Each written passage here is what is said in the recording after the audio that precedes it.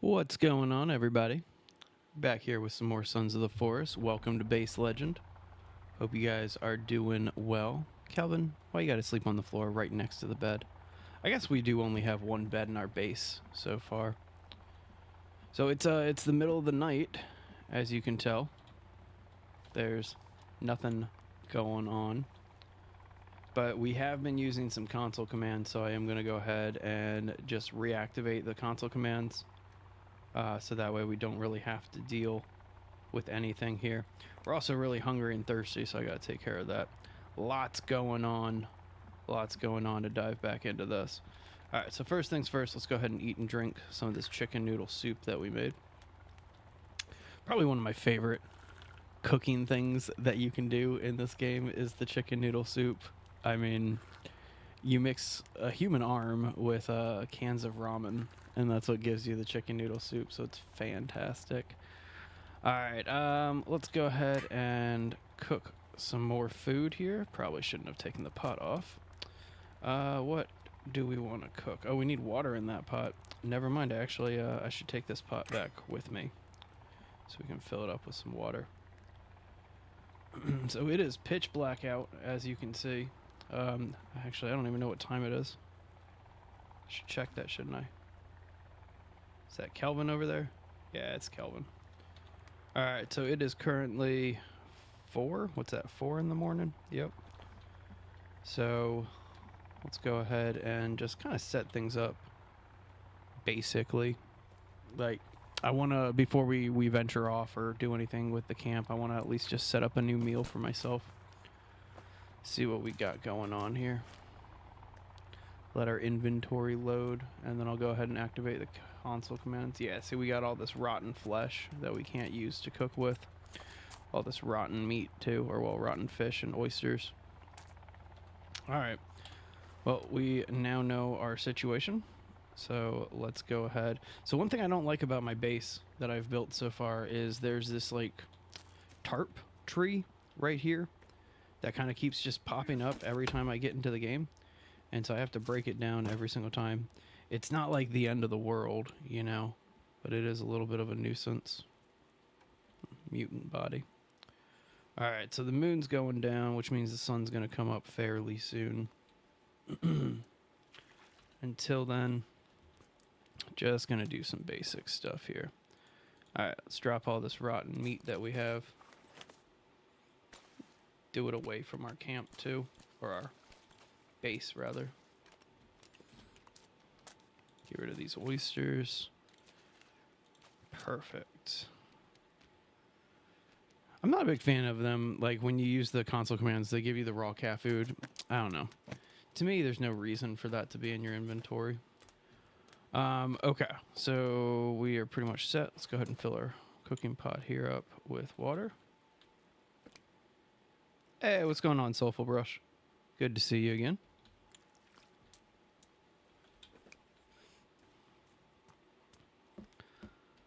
Alright, gonna go ahead and just drop this here. Should probably add some more logs to this.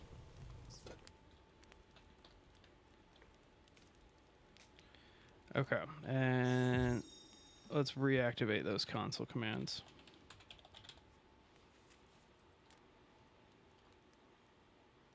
Nice.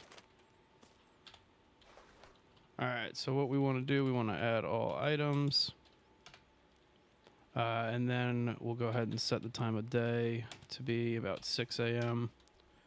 So that way it's just a little bit further along here. And then log hack on. There we go.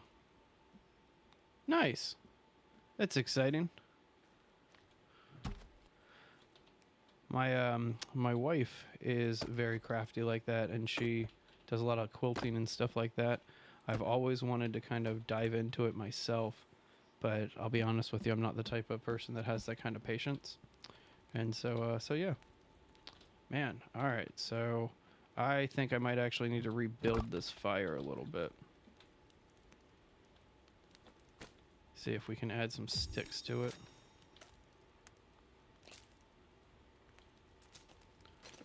Do it from this menu.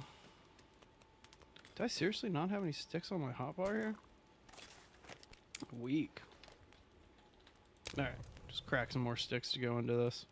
Oops, did not mean to do that one at least. Now we can put some logs on this again. Alright, so that's soup. Let's go ahead and handle this now. Oh, sitting here and I'm like, why can't I get this working? You know what? Actually, that's not the one that has water. So we want to take that one back and we want to replace it for this one. Can I drop a cooking pot? Are you going to let me drop a cooking pot? No? Okay. Then we're going to just refill this pot then.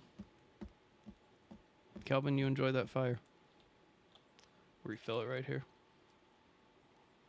Oh, I forgot to set up my live sub count thing again. Let me start cooking this this soup. And then we'll go ahead and do that real quick. There we go. Alright, so this is just going to take me 1 second to do. This is by far one of the most annoying aspects of this. Let's see if we can do it as fast as possible.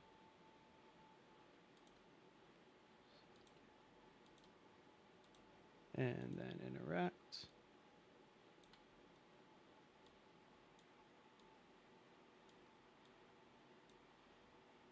There we go. And then crop.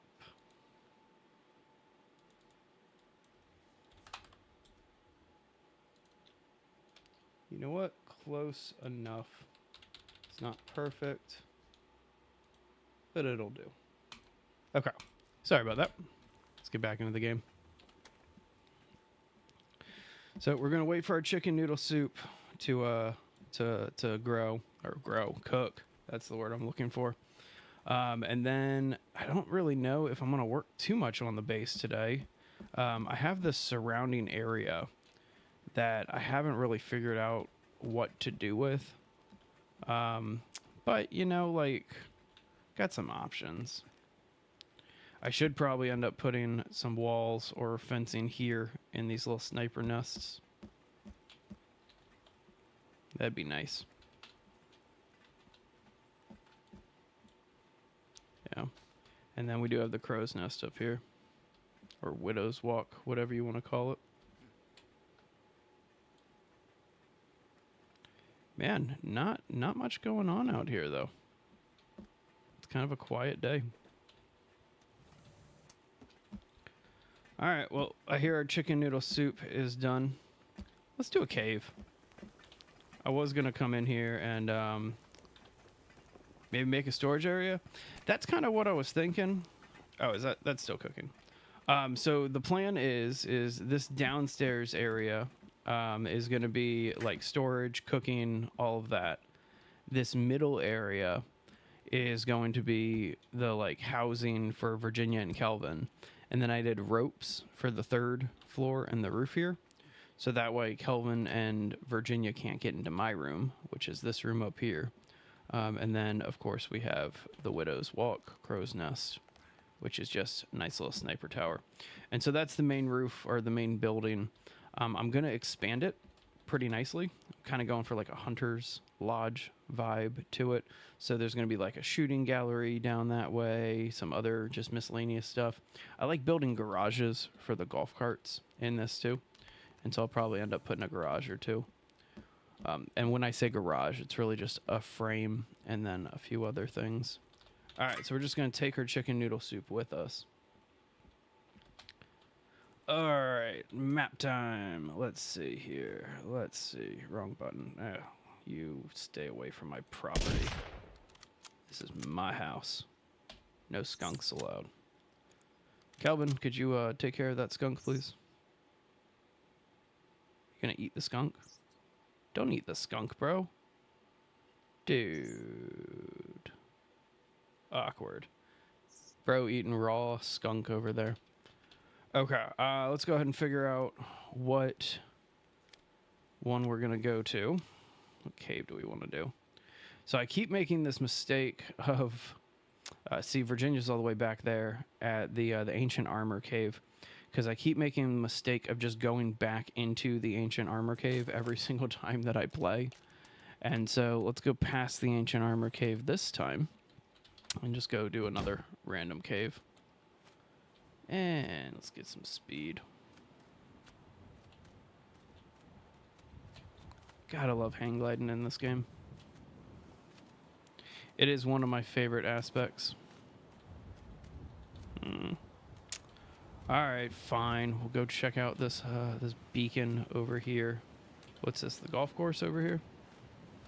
I think this is one of the golf courses. Either way, there's a beacon that we're gonna go check out down here.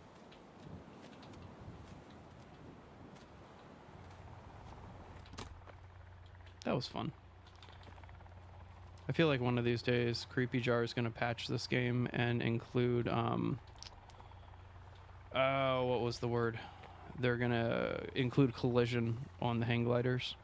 Just out of nowhere, too, and just kind of surprise everybody with it. And then you can no longer dive bomb into the ground to get a hang glider. Alright, so there's a Gianu helicopter, which means that this should be, yeah, one of his base camps up here. So I use console commands, so I don't really need anything specific, but we are on the prowl for blueprints. This is not creative mode. This is the story mode. And so we want to get all the blueprints, all the notes, all that stuff that does not spawn into your inventory with console commands. So that means we're going to go into that cave very shortly. Any notes for me to pick up here? Some C4 bricks and grenades, but I am fully loaded.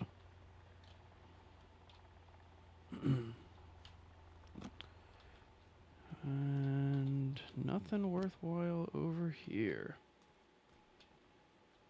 Hey, bud. Anything in here? Drink this soda, and I'll eat that sloppy Joe over there. Wow, that's pretty ominous. Just kill Puffton. He's already dead. We killed his mutant self a while ago. What are you doing? I am eating sloppy Joe. Don't creep up on me like that. That is not nice.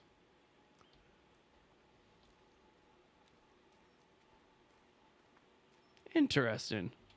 That's a good little factoid to know. When I was a kid, my dog got sprayed by a skunk. That was not a fun experience for anybody involved there. Alright, so let's venture into this cave a little bit. Let's not use our lighter. Let's go ahead and switch to a flashlight. There we go. I have a flashlight attachment on my pistol, but realistically, like, what's the point, right? That flashlight attachment, it's great. Like, there's no batteries on it. Like, it's just a non-stop attachment that brings you light. But the downside of it is when you reload, yeah. Ooh, okay.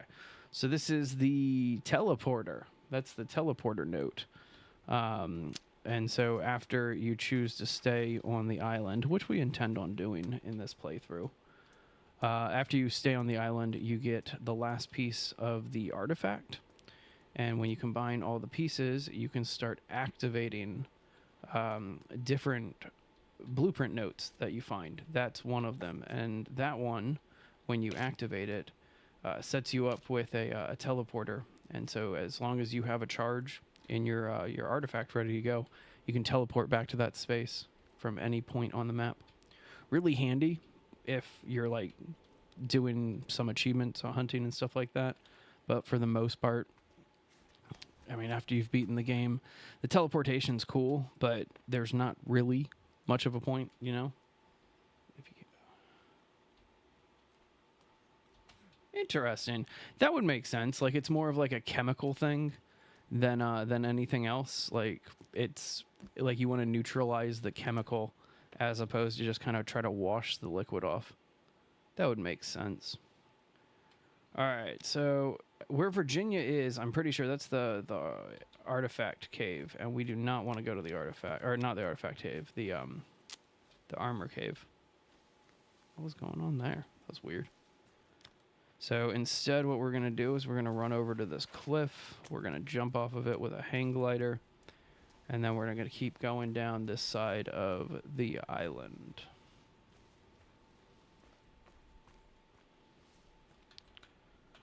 All right, Here we go. This should be good enough to jump off of. And yeah. And away we go. It is a beautiful game. Like, games that put this much time into the details, you gotta respect the developers on. Like, this really was a labor of love for Creepy Jar. And it definitely looks that way when you fly around and see it. Alright, so we're gonna go past this cave to the left. And keep going on the beach. Up here is the waterfall that I did the waterfall base at. Gorgeous base building location. Just make sure you're far enough away from that cannibal camp. Or just eradicate the cannibal camp every time that you log into the game, and they shouldn't bug you too much. But we want to get around the south side of the island. Let's get some more altitude here.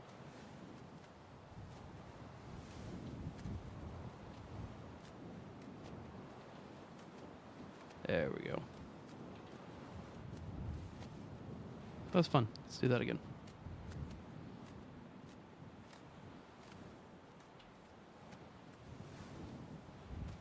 Are these more yachts? Alright. We're going to kill all of the momentum we had on this, and we won't be able to use our hang glider again, but we haven't searched these yachts yet, and I'm trying to get all the notes and like miscellaneous stuff. So let's go ahead and just pause here for a sec. But that sucks. We're down on the coastline now, so we won't be able to use our hang glider again. All right, so here we are on one of the cultist yachts.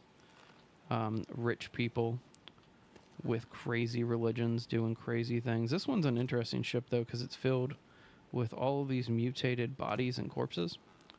And so definitely a unique look. It doesn't have the one murdered cultist in it like the other yachts do. All right, let's see. Pretty sure there's at least one note in each of the yachts. And if I'm wrong, I'm wrong, but be surprised if I can't find anything. There it is. All right, what's this one? All right, Silas. They are building the bunkers in the star pattern of Salance. Wait, I hope I got that right. They know what this place is, Ivan. And so, basically, again, just quick summary of this game. Every lunar cycle, an artifact erupts, or not erupts, goes off is the best way to say it, on this island that turns people into the mutants that we are fighting and killing. And so every single time that it happens, which is every 8 months or so, there's this one artifact, the cube, which you'll keep seeing references to, that if you're inside, it will actually not only protect you from the mutations, but it will show you this, like, it's the conduit between this other multidimensional world. It's either multidimensional or alien. You know what? They've never really answered it. Is that just a lone dude? Seriously? Where are your buddies, bro? All right, well, if you're all by yourself, we're gonna play with you. We're gonna mess with you a little bit. Slingshot. I never get to use the slingshot.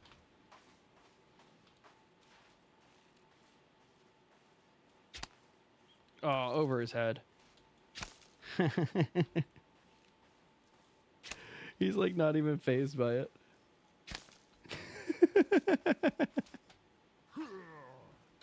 Oh man, that was good. All right. I'm sorry. Messing with the cannibals, the mutants in Forest and Sons of the Forest is probably my favorite part of this whole game. Like, if you find one by themselves, they're pretty stupid. Their AI is pretty fun to mess with, and so you can have some fun with them. All right, so we got another marker up here. Let's go ahead and head to this blue marker up on the map. You guys can't see my map that well. Hang on, let me check my field of view. See if I can give you guys a better shot. Oh, no, we're maxed out. Sorry about that, everybody. It's the best it's going to look. That's the downside of vertical streaming. Like, it looks great on mobile, right? But when you actually go to show the game, The actual field of view is only like a third of what you see on the screen. It is what it is. We know how mobile's on the rise, especially in the gaming space. Mobile viewing, I should say, is on the rise. I feel like there's a camp around here, right? Man, looking for some smoke. Nah. Don't see a camp. But if I do find a camp, we'll go ahead and stop by and hang out on that camp. Take them out for a little while. So there's these two islands. They're not really islands because they're connected by a landmass. But it is great locations to build bases out on those islands too. This area that we're actually coming up on too is another great location to build a base on. In fact, this side of the island, the east side of the island, you start on the west side of the island. And so the east side of the island, it's a little bit more of like the trickier caves and stuff like that. But the building locations are amazing. And I seriously mean that. Fantastic building spots on the west side. The east side, it's just, there's a couple cool places. But, excuse me, the west side, there's a couple cool places to build on. On the east side of the island, though, probably some of the best. When we did the 7 bases, best base locations in this game, I think 2 or 3 of them are on the west side, and the other 4 or 5 are on the east. All right, getting closer to this marker here. We're right on top of this marker here. And here we are. Oh, let's see, what cave is this? Oh, this doesn't actually look like an official cave. This looks like just kind of like a little bunker cave. So this just is going to be probably another blueprint note here. We'll see, though. I want to know where all the bodies came from in this game. Like, legitimate question I've always had. But there are thousands, and I mean thousands of corpses. Like, look at this pile right here. Do you see how many femur bones are just in that pile right there? Like, I get it. It's a repeated texture. But, like, it implies that there's literally thousands of corpses in this game. And so my question is, where'd they all come from? Like, just where did they all come from? Oh, well. The world may never know. What the hell? Skeleton just fall from the ground? Or from the sky?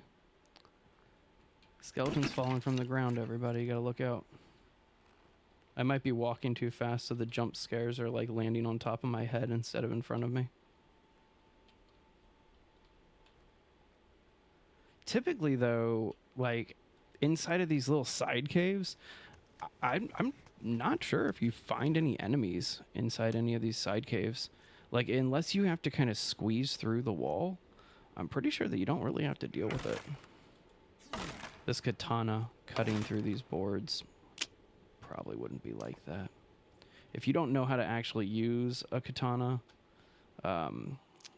yeah, they're not that great. You kind of need to be a master of how to wield one of those. Okay, well, that backtracked us to a point where we don't care about. We want to, ooh, you know what? That's the residential bunker up there. Let's go do the residential bunker. I like the residential bunker. That's fun. The residential bunker, it gets a little repetitive. And I don't think there's a boss fight in there. But it's a pretty cool location. Got some good lore too that I can talk about. All right, and those are the 2 islands that I'm talking about. Great building locations. There's not like the access to other areas. Ooh, too low. Ha, pulled that one out. The access to other areas in the game is pretty low. Like, you're not going to want to stay there permanently, but it's a nice quiet place. You got some good views.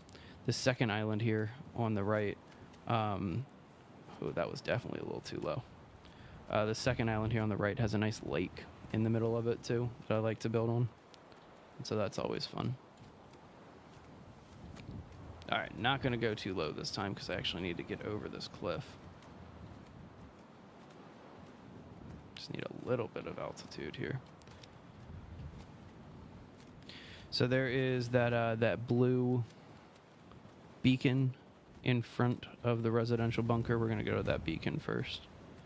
Just because, I mean, again, we're not in creative mode, and even though I am trying to do this whole building thing, I do want to make sure that I have all the notes. And so when you're not in creative mode, you have to get your notes another way, and you actually have to go out and find them. So that's what we're doing right now, is getting all the notes, getting the artifact pieces, all that. Come back here with my glider. Don't take my glider. Ooh, cannibal camp. Hang on, let's go have some fun. What's up, friends? How you doing? Wow, good little lag spike. What's up?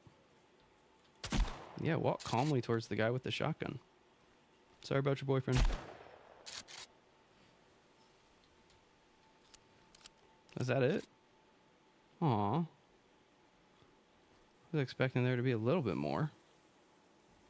It's a shame. Alright, well, this is going to have nothing in it. Nothing of value. Just a lot of flies and random miscellaneous loot. So we'll head on up here to this beacon just to see. I think it's probably a Gianu camp. But actually I didn't hear a helicopter, so I don't know if it's a Gianu camp or not. We'll find out right now. Well, there's a dude holding a flare. What's up, bro? Sorry about getting here like 5 minutes too late or something like that. Alright, let's go check out this cave. Again, this is one of the non-main caves. So this should just have like a blueprint or something in it like that. Oh, I know which one this is. This is kind of a cool cave too.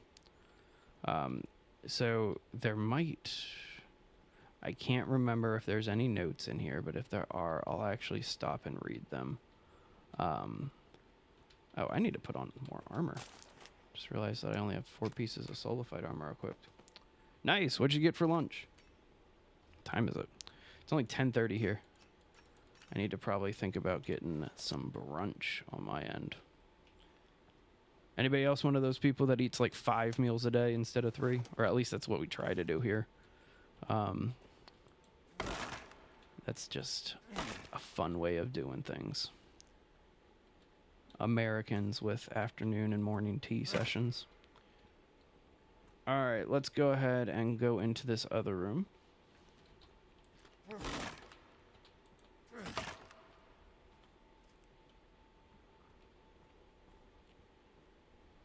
Nothing here, just some beans, some other stuff. Hot dog and string cheese. Good choice, my friend. Very good choice. Sorry, I turned away from the jump scare. So if you're here to be scared, I keep turning away from all the jump scares. My bad.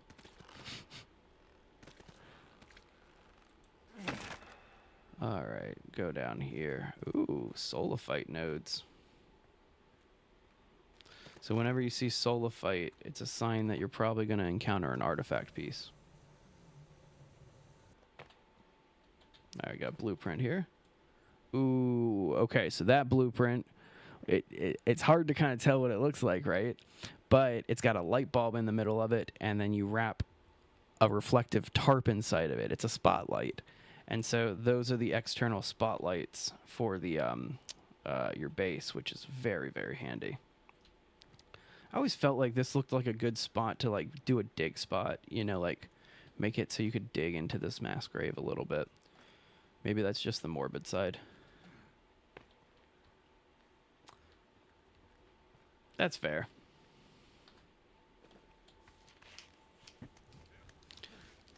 Alright, so that's it for this cave. Got that spotlight note. I was kind of expecting there to be a little artifact fragment in there, but we got a few more caves to go through. It's weird. I know where like half of the stuff in this game is, but a lot of it I completely forget about. And so, how many times have I gone through this? This will be like my 5th time playing this game. So not much. I mean, it's this is one of our least beaten titles that we do on this channel. All right, well, that was that. let's go ahead. We're heading this way, right? This way. Yeah, this way. All right, so we're going to do this residential bunker. Residential bunkers, pretty fun, pretty easy. Again, it's pretty repetitive as long as you just have good ammo and some other cool stuff. It gets pretty fun. Oh, and then no spoilers. Not going to try to do spoilers. This game's too new for me to be doing spoilers, right? But instead of there being a boss fight, there's some really cool lore stuff that happens. And so we'll definitely check that out. All right, and here we are. Hear that helicopter in the air.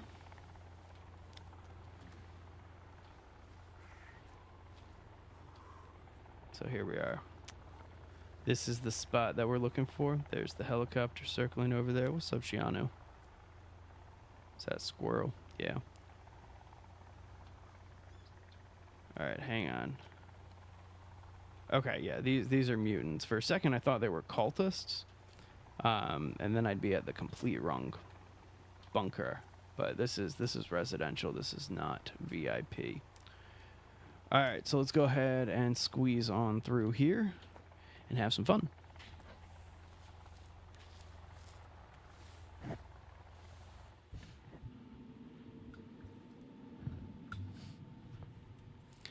All right, let's go ahead and get our flashlight out. Start working our way through. So typically when you do one of these bunkers, you don't really have to worry about the run up into the bunker, you know? You just have to worry about once you get inside. All right, so here we go, inside the bunker. It's unfortunate. You remember in the original Forest where you had to cover yourself in red paint over and over and over again? I thought that was such a weird moment or mechanic in this game. Yeah, Humberto, I think you might need to repeat and rephrase if you don't mind. I'm not sure I fully understood that, sir. Even the very limited Spanish that I know, understood very little. Alright, so we're going to start sneaking through here. This is when we're going to start encountering some enemies. Take our flashlight and put it away for right now. It's not like we need to save batteries. I mean, we are using console commands in this playthrough. But why not, right? Don't need any of this, so let's go ahead and keep moving. Ah! My cat sneezed. It's a great time for your cat to sneeze.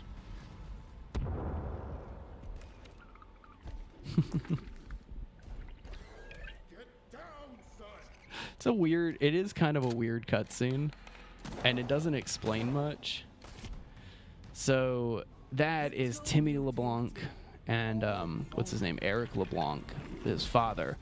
Those are the two characters from the original game, The Forest. And so Timmy is obviously the little boy with the mutation. That's the original playable character from The Forest, though, is his father. And so obviously Gianu walks in and takes a few shots at Eric LeBlanc, Timmy LeBlanc, and all that. And then this giant monster abomination. I feel like it would have been a cool boss fight if we actually could fight that thing. But nah, it ain't like that. And so yeah, now we're inside of the residential bunker. And now we just got to kind of travel our way through it. And so there's some mutants in here, some finger dudes, as I like to call them. Some other guys too, but nothing really out of the ordinary. Realistically, the real reason why we want to kind of hang out in here is to get all the lore stuff. This is where you unpack a lot, and I mean a lot, of what this game's about. Just check our back before we go into this room and start reading some notes. All right, let's start with the first note here. Hank, this is the book I told you about, mostly accurate. I got some for all the residents. So, and then this is the book that they're talking about, the Puffton autobiography there. Let's see here. What else? What other notes are important to pick up and talk about here? Just some Solifite energy bar. Let's go ahead and eat that.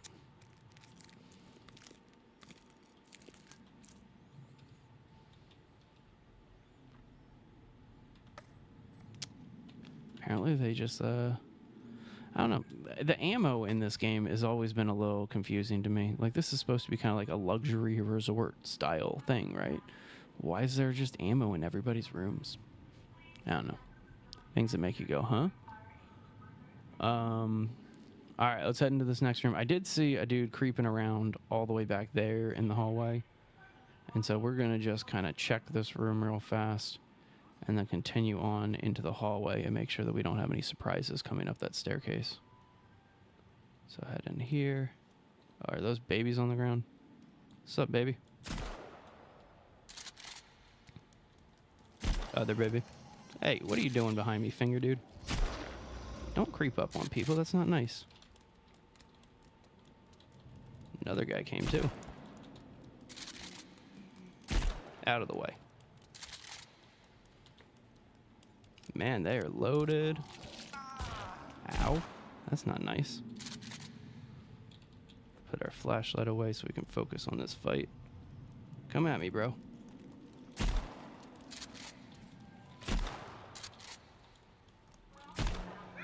What are you trying to do here? I'm actually surprised my armor held through that. Alright, we're out of ammo. Let's run back this way for a second, reload. Whoa, slow it down, bud. Alright, finally lost a piece of armor. As I said, the residential bunker, it's basically just enemies that you've seen before. And so it's nothing too alarming. Out of ammo again. Let's go run into this room. Probably not a good idea to trap yourself in a room with no exit in a firefight, but you know what? This isn't real life.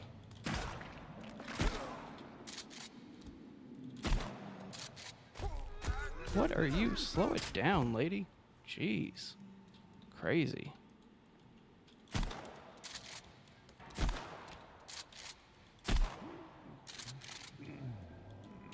Oh, out of ammo on that gun.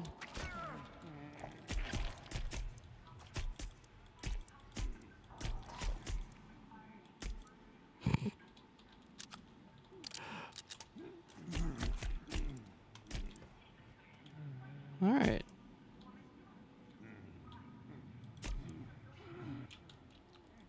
I always love when you shoot one and they like stand up immediately, like completely different from what their actual animation would be.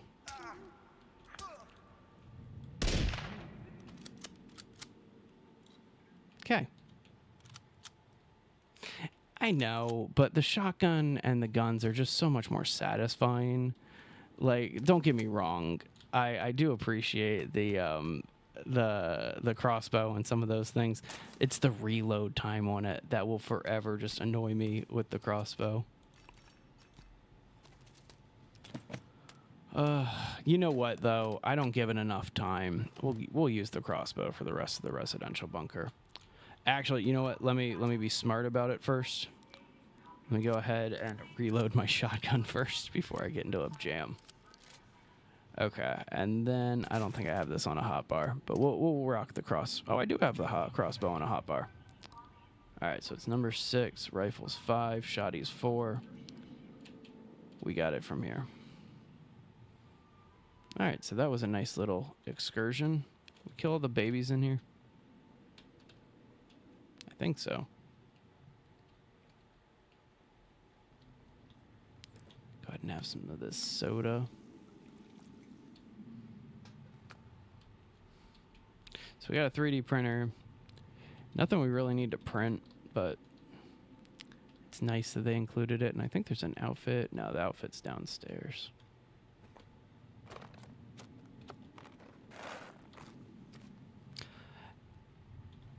Oh, you mean the compound bow? See, I refuse to wear the ancient armor because it's effective against demons, and a lot of the enemies that we're fighting right now are just mutants. I'll use the compound bow. Actually, I don't think I've ever rocked the compound bow before, but the ancient armor is really only effective against demons, and so I'd rather use Soulifite, which allows them to take a ton of hits on me, and then break away before my health is even kind of chipped at. And so that's one thing where I know a lot of people, as soon as they get the ancient armor, they switch to it immediately because it never breaks. I kind of want my armor to break, you know? That was a good jump, baby. That was a really good jump. You see that? That baby cleared like 5 to 7 stairs at once. It's kind of impressive. That's the downside of using the compound bow, though. You got a lot of, you got to use both hands on it.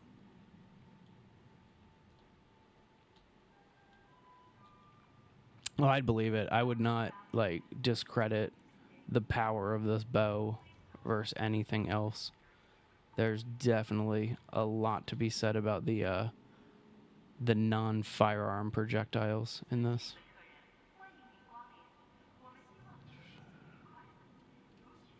Yeah. I should probably, but so this is not creative mode. This is a like full play of the game.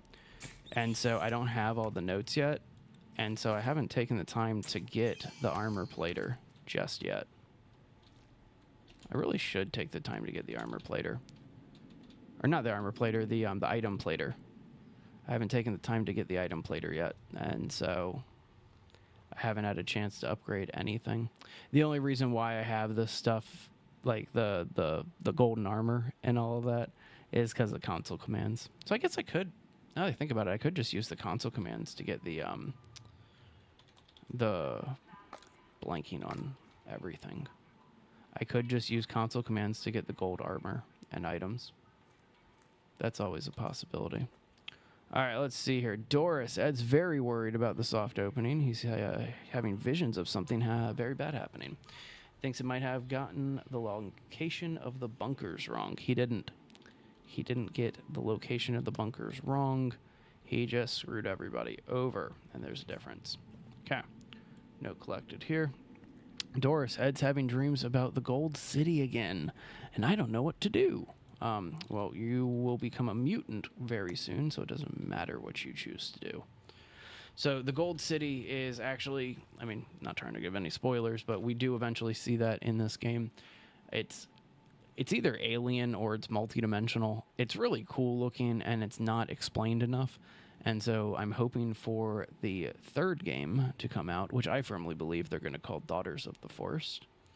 And yeah, we'll see what happens there. Yeah, exactly. Like, it took me forever to find the blueprints. I felt so spoiled. I did a build a while ago, and I just did it in creative mode just to have some fun. And I totally forgot when I started a new playthrough that you have to find the blueprints. But yeah, it's weird like that. Kind of soulful. So there's this, one of the notes in this game is this item plater, and you can pretty much put most of your weapons, and even I think you can put your tools in there too, like the pickaxe and stuff like that. Oh, good dodge. You deserve to stay alive for another second.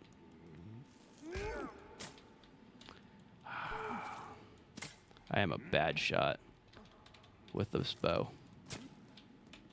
Man, you're saying that's a better thing than the shotgun, which can take him out in like 2 hits? I don't know about that. I guess if I had it plated, it'd probably be a little bit easier. All right, you know what? No more messing around. No more messing around. And of course, as soon as I pull out the chainsaw, there we go. We're just going to use the chainsaw for the rest of the residential bunker. Oh, no, I know exactly what El Dorado is. It's the Lost City of Gold, the Aztec City of Gold, if I remember correctly. And pretty much, you can have this place be looking like that, and your whole inventory gets all plated out in gold, and it's really cool looking. However, it's not always the best or easiest to do because you don't get that until later on.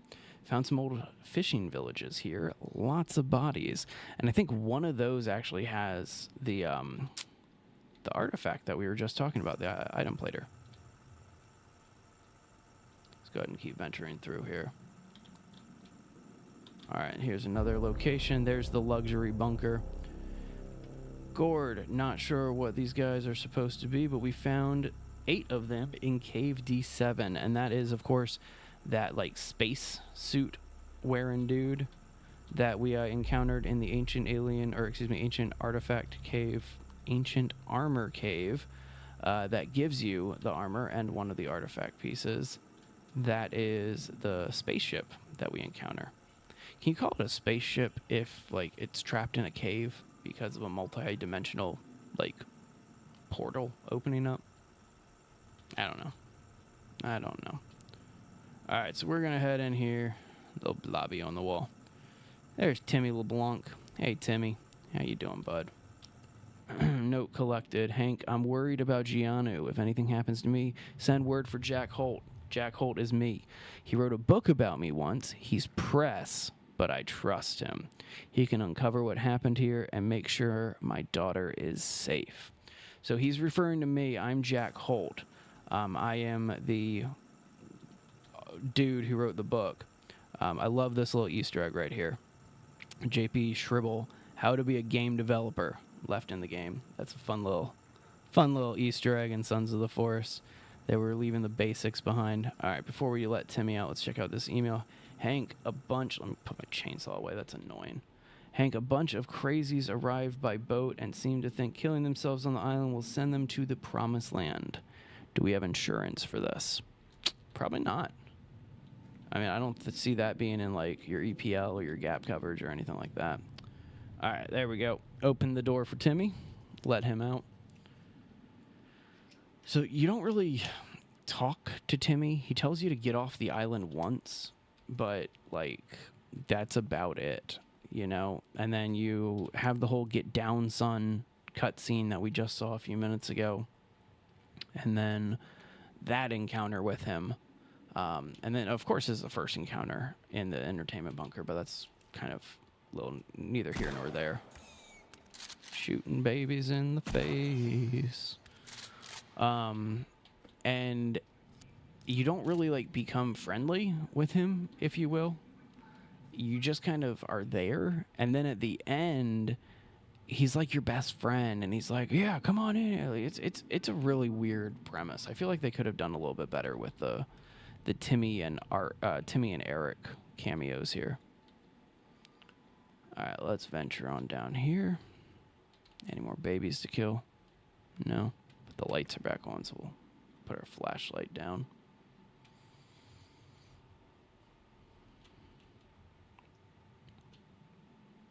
Oh, okay, I know where we're at. All right, so we got some cultists in here. And there's a gold mask sitting on one of them, right? Actually, I already have the gold mask, so I won't be able to take it off of them because of console commands. But yeah, there's this gold mask that one of them's wearing. I've yet to actually figure out the masks in this game. But anyway, let's watch this home movie.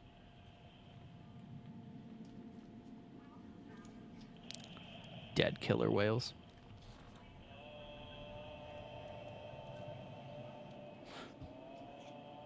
I love how the person filming this did it so, like, it's well formatted, you know, for a home video shot on a GoPro. Like, they wanted to turn this into some, like, recruiting stuff. But anyway, there's the cultists killing themselves on the island, thinking it'll bring them closer to the promised land. The cult is really under-discussed in this game. Like, they show up, then they kill themselves, right, on the island? Or do they go and burst through the VIP bunker and, like, know exactly where the artifact is? Like, there's so much about them that's just not really explained. And so out of all of the characters or factions inside of this, they are probably the most annoying. They just don't make any sense. I can forgive Timmy and Eric. I can forgive a lot of other things. The cultists, though, it's just weird. All right, so here we are venturing out of the residential bunker.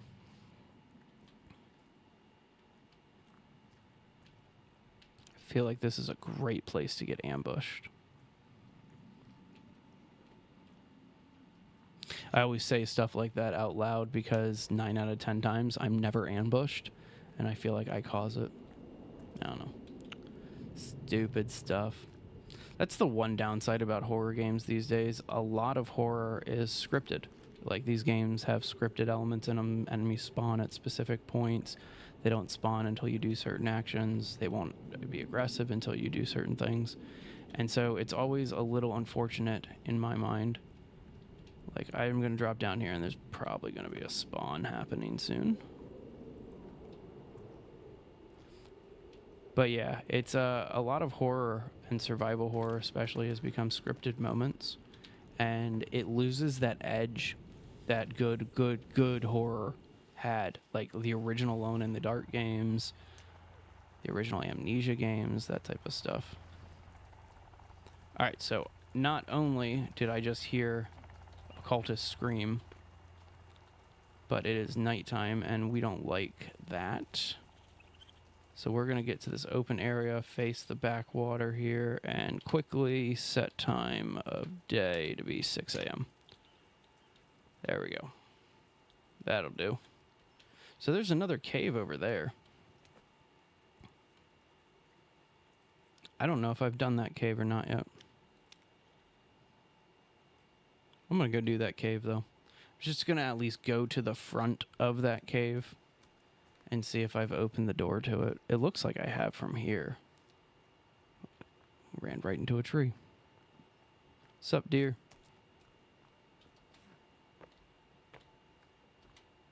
Venture across here. Might as well take a little swim, too. Wash all the blood off me.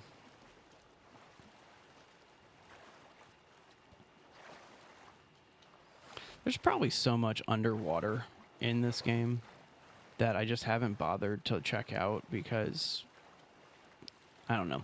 There's no enemies underwater, so you don't spend too much time underwater. Typically, the underwater sections are just these sections in the cave that are really quick to get you from like an A to a B, kind of like prevent your progress little places. And so that is kind of the whole point of getting the rebreather in this game. All right, so this does not have any boards over it. I'm just going to venture inside of it real quick to see if I've done this cave, which is going to be interesting because that would imply that I would have to remember if I've done this cave or not. Oh man, that's tricky.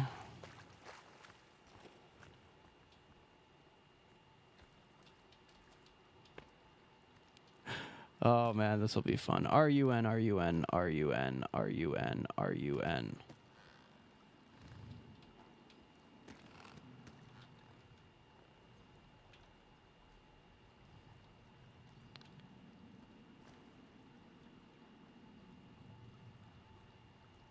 And I'll be able to get back up. I cannot remember what cave this is, and I don't want to go too far into a cave without remembering which one it is. And have to because I did that last time. I got trapped going through the ancient armor cave because I was going too fast and I slipped down somewhere. Okay, yeah, this is the ancient armor cave. I did it again. I did it again. Get out of this one. We're not doing this cave again.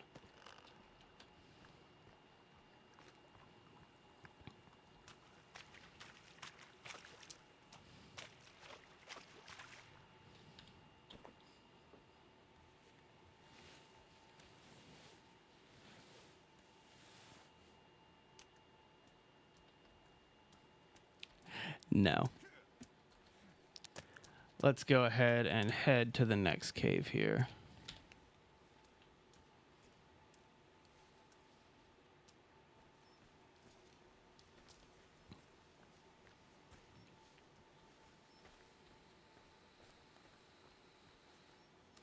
You know, we could just do the VIP bunker. Should we go and beat the game? Should we beat the game on this playthrough? It's been a while. How many artifact pieces do I have? I don't want to go and do the ending until I have 6 of the 7 artifact pieces. And we only got 4 of the 7, so no. Can't beat the game yet. Oh, well. You know, I've never gotten to the end of the game with less than the 6 artifacts in my possession. So I'm not entirely sure what would happen. I'm tired of walking. Can we fly? Is it possible to fly? Can we just come up here and jump on the hang glider? I need a ledge to jump off of.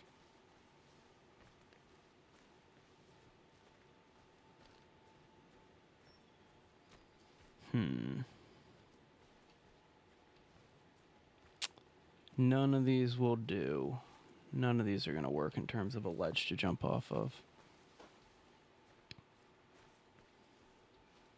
Nope, can't even get up that to do it. Alright, well, if I end up walking all the way there, it's going to be kind of silly, but that might be what we end up doing. Oh, well. Oh, hang on. This actually looks like it opens to a river. Is that what's about to happen? Oh, and there's a hang glider over there. Okay, I found what we can do. This'll work.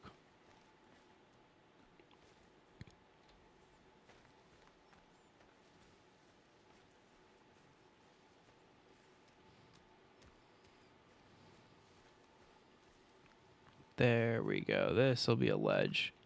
We can jump off of this one. This'll do. Oh, all my meat's gone bad now. Oh, well. Oh, well. Alright, so let's go ahead, get a little bit of altitude here. Ran right into a tree. That worked out so perfectly. Just gonna keep running and jump off of this. Alright, let's try to do it over this lake.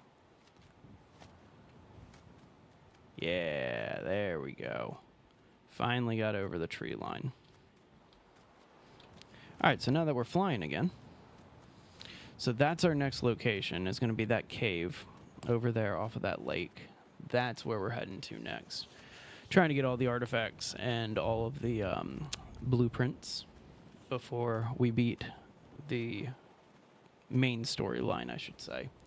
This is one of those games where it never really ends. Like, if you choose to stay on the island and have fun, you can just stay on the island and have fun.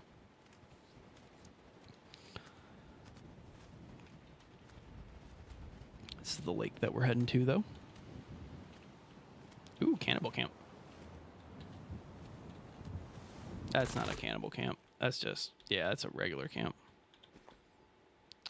Oh, well. Anything exciting over here? Just somebody's arm and face in the fire. Sometimes you run into some weird scenes here in Sons of the Forest. Like, for instance, you come out here, there's a briefcase full of money, there's body parts in a fire pit, there's tents, but there's surveying equipment. And so what happened here? Did somebody pay somebody for an illegal survey and they just decided not to pay their bill or something? Like, I don't know. We're speculating. That's the best we can do, right? Oh, run away from that skunk. Alright, so here's the cave that we're actually going to be venturing into. Here it is. Nice little dive in like this. Let's go ahead and pull our flashlight out before we get all the way down. I do wish you could kind of like spin around on some of these ropes and like check out the backside of the climb. Because like this one especially is a really tall cave. And so, I don't know. It looks like it's just a shaft. There's probably nothing special about it. So let's see what cave we stumbled onto here. We have all of the items because we're using console commands because of the build side of this stream that we're doing. But still, there's a lot to do in Sons of the Forest. See, I'm moving too quick. I ran past another jump scare. Sorry about that, guys. If you want to be scared, I may not be the best streamer to show you the scary stuff. This stuff's funny to me. Anybody else out there find horror content hilarious? Like funny? Not just like they're okay with horror, but like it's kind of silly. Yeah, that's me. That's me. Let's go ahead and venture down here. This looks like it's going to be one of those, like, I can't get back up areas. So we'll see. Oh, yeah. I'm not going to be able to get up from that. Whee! Yeah, I could have probably found an easier way to actually just walk down here instead of do what I just did. But you know what? Who cares?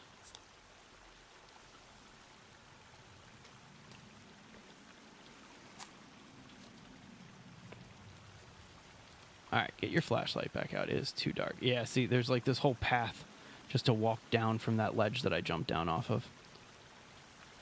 And that's why you pay attention in these games, kids. Alright, underwater cave. And yeah, like I think I say on every single time we go into an underwater section of a cave, take your time. Enjoy the underwater sections. There's no enemies in these. And so if an enemy comes down here, they just drown. And so you can kind of just explore. And as long as you have the O2 canisters, the oxygen canisters, the underwater sections of the game are just kind of fun. You know, I've always wanted to explore the ocean area. There are sharks. I shouldn't say that there's no enemies in the underwater sections. There are a couple sharks in the game. But for the most part, it's pretty safe. Like, pretty safe. Again, for the most part. All right, get to dry land, check for enemies, and then get on the land. All right. Still not entirely sure what cave this is. This might be the cave that you find the pickaxe in. That's fun. We're going to check over here real quick. Some bats. Okay, so that looks like a slope down. I do not want to go on that because that looks like one that we're going to kind of slip down. So I'm going to head back here first. Break this open and see what we got back here. Hey, a blueprint. Hey, the item plater. Exactly what we were just talking about. Perfect. So now I will be able to upgrade my items, which is fantastic. Which you do want to do. I mean, upgrading your weapons does make them more powerful, that's for sure. And so we will spend some time doing that. The downside is every time you go to upgrade one of your weapons inside of the item plater, it spawns what's referred to in the game as a creepy attack party.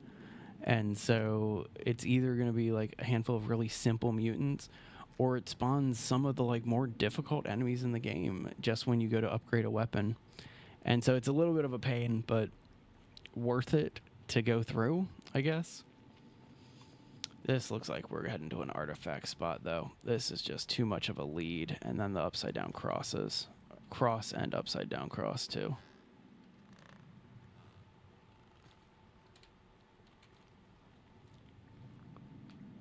Just seeing if...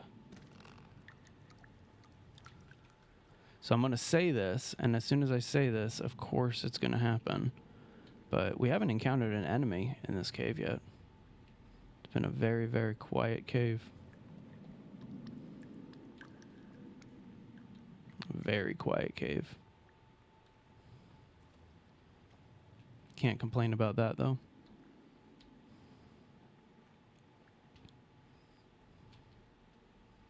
Yeah, I want to make sure that I'm venturing the right way.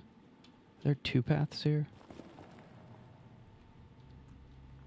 Yeah, there's definitely two paths. Let's check this one out first. Just some supply crates. I could be breaking all of these too, but there's really no point. At most, you're going to get maybe some coins, some rope, or some cloth, but we're full on literally all three of those. Alright, so we'll go this way where all the crosses are. That seems like a good idea.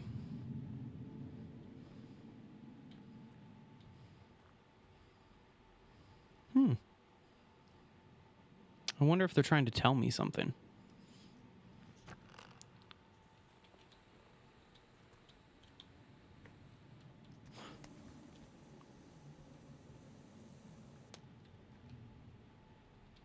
Alright, definitely an artifact spot up here. You can see the alien structures.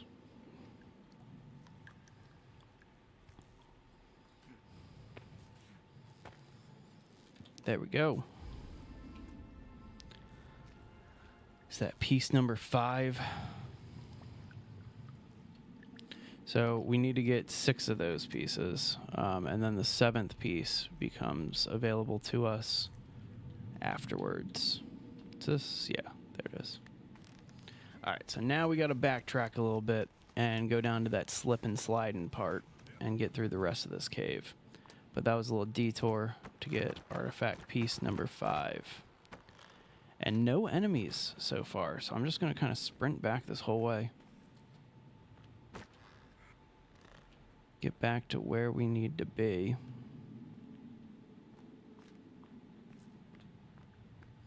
Which should be... Man, I did not realize how far of a detour that actually was.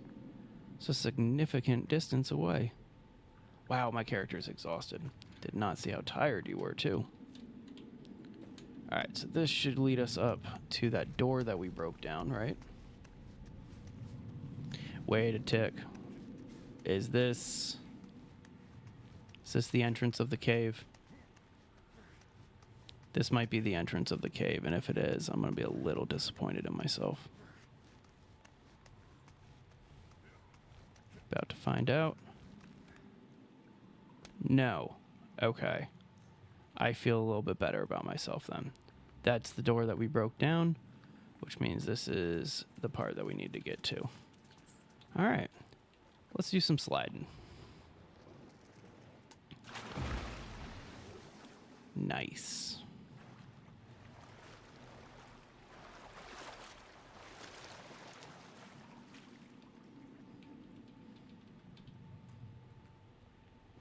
So, again, not quite sure what cave we're in,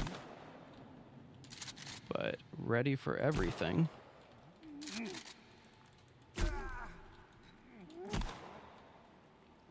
Come at me, bro.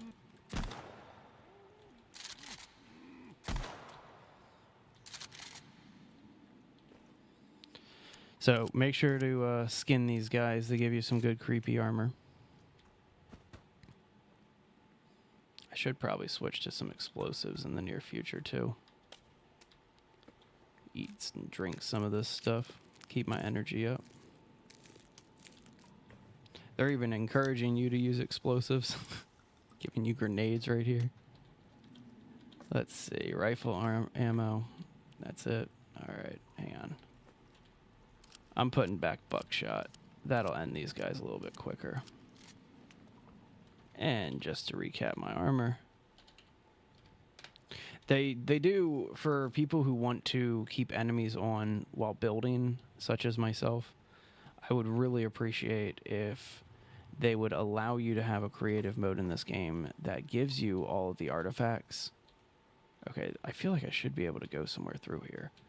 But, like, I feel like they should give you a creative mode that gives you all the artifacts, but also allows you to keep the enemies turned on if you want. Alright, am I... Oh, there was an air canister. Underwater cave. I feel silly. There it is. Running around, looking for nothing. Underwater cave. Of course it is. That's how it always is. If you don't know where to go in this game, but there's like a little pool of water, like the smallest puddle, head into it. What's going on, AK? How you doing?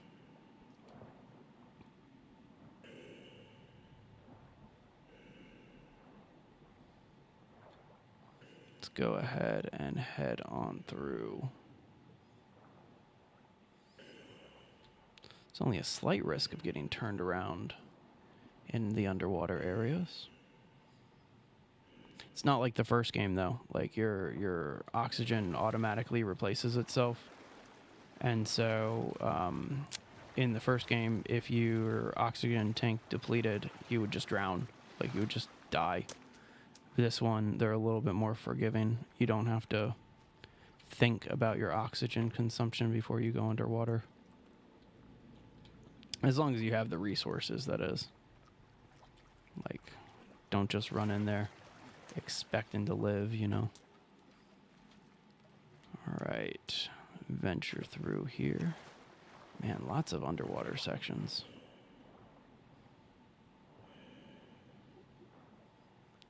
Gotta love that peacefulness of these, though. Like, just that subtle breathing of that apparatus.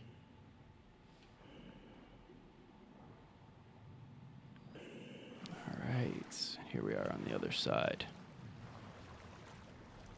Just take a moment with the flashlight before we head up there. See what we're getting into.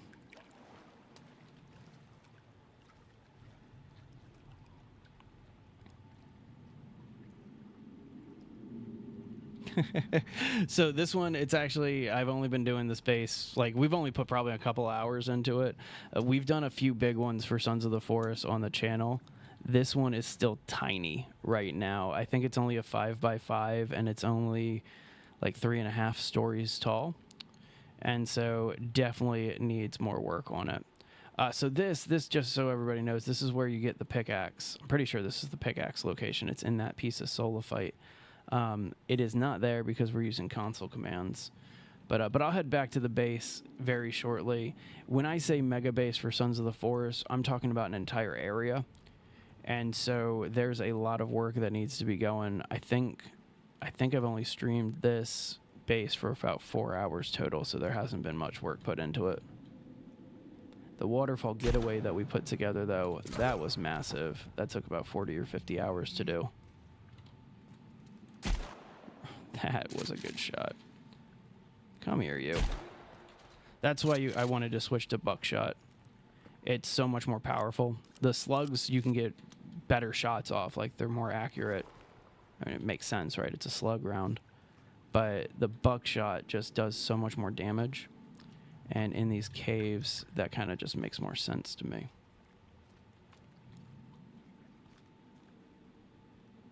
So, Scott, the reason why we're kind of inside of caves instead of building anyway is because I'm not in creative mode, but we are using console commands. Where did you come from?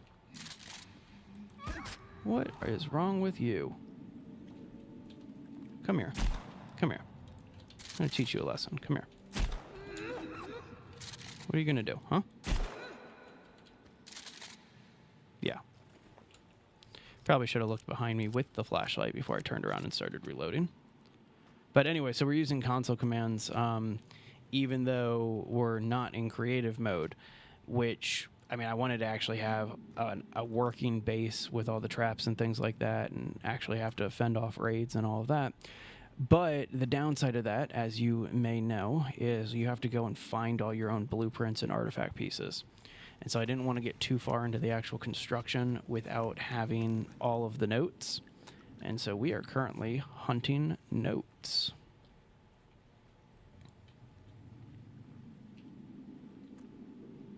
That's just a drop down.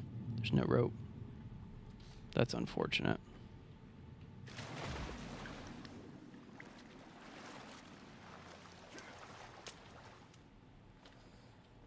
We did, in this cave, though, just pick up the item plater.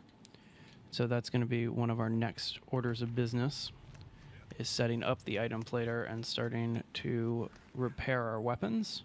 Or not repair, upgrade our weapons while fighting off waves and waves of enemies. Alright, so here we are back outside. Yup. Cool. Alright, so that's another cave in the books. Go ahead and check our map. So that's the next cave that we're going to, and we're skipping the VIP bunker for now because I'm pretty sure that the last artifact is either going to be there or it's going to be in one of the fishing camp areas.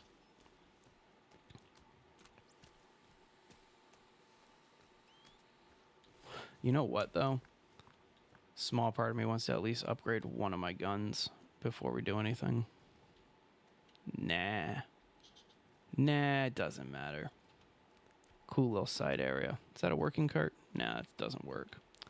It's always a shame when you, like, are a good walking distance away from something, but there's no good golf carts away.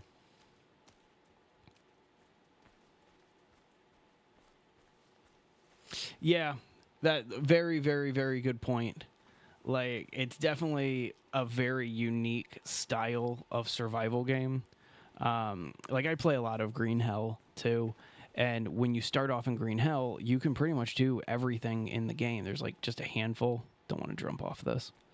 There's like just a handful of things that you have to unlock, but this, on the other hand, there's so much that you need to unlock to just kind of upgrade your character a bit.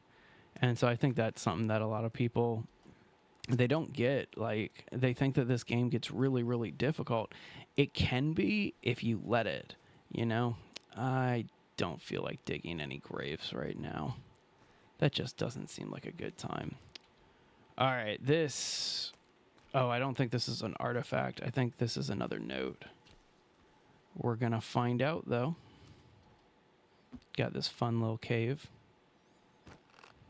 This is a cool... this is one of the fishing areas that gets pointed out to you in the notes. And so that's what this is all about. All right, so this all scrawled out. I haven't slept in 3 months. I think there's something in the caves. What do you think? Of course there's something in the caves. There's also stuff like running around outside, but whatever. Don't need our map. We're at our destination.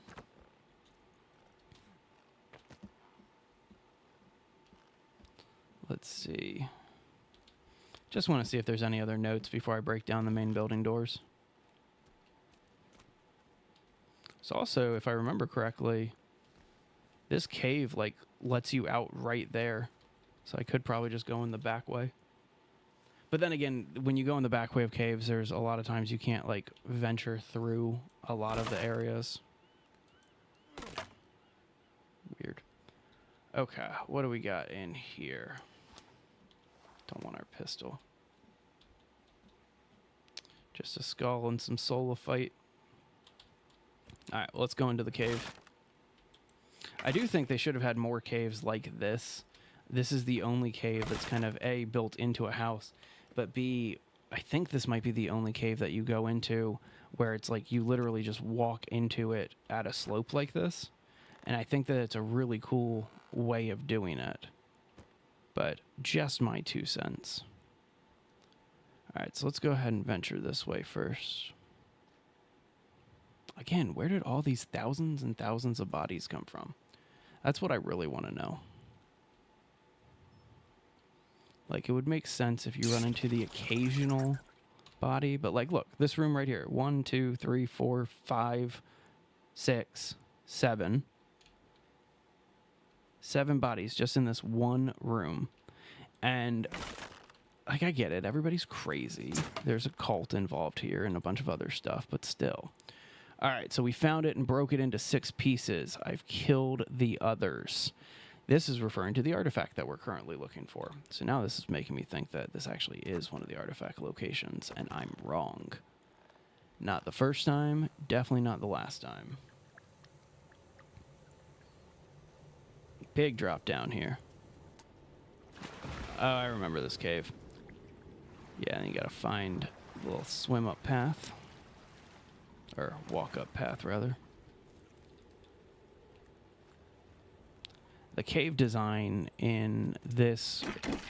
Hey, I got that jump scare for you guys. There you go. The cave design in Sons of the Forest versus the Forest. In my opinion, the Forest is going to take the cake. Because having all of the caves, most of the caves, interconnected the way they did, made it a really, really unique experience.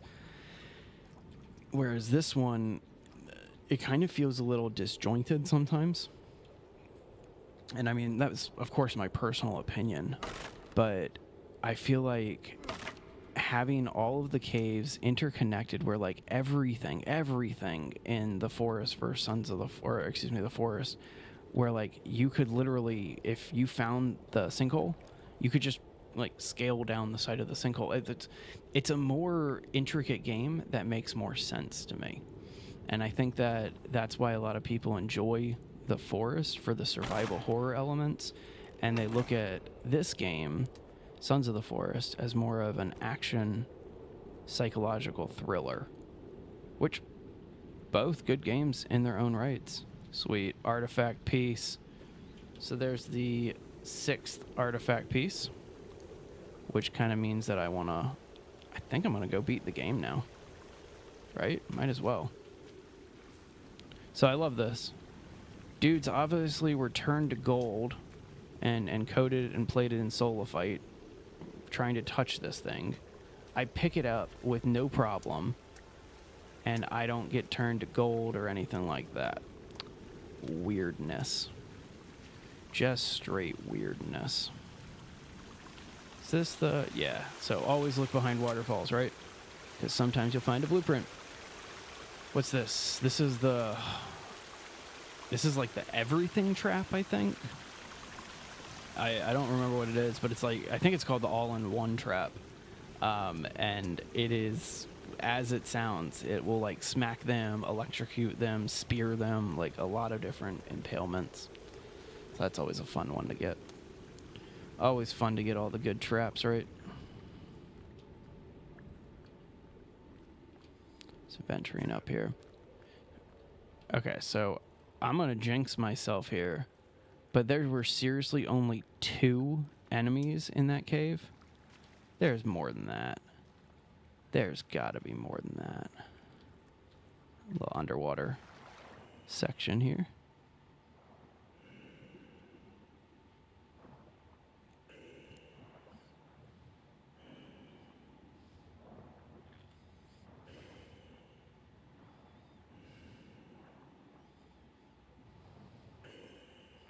Okay.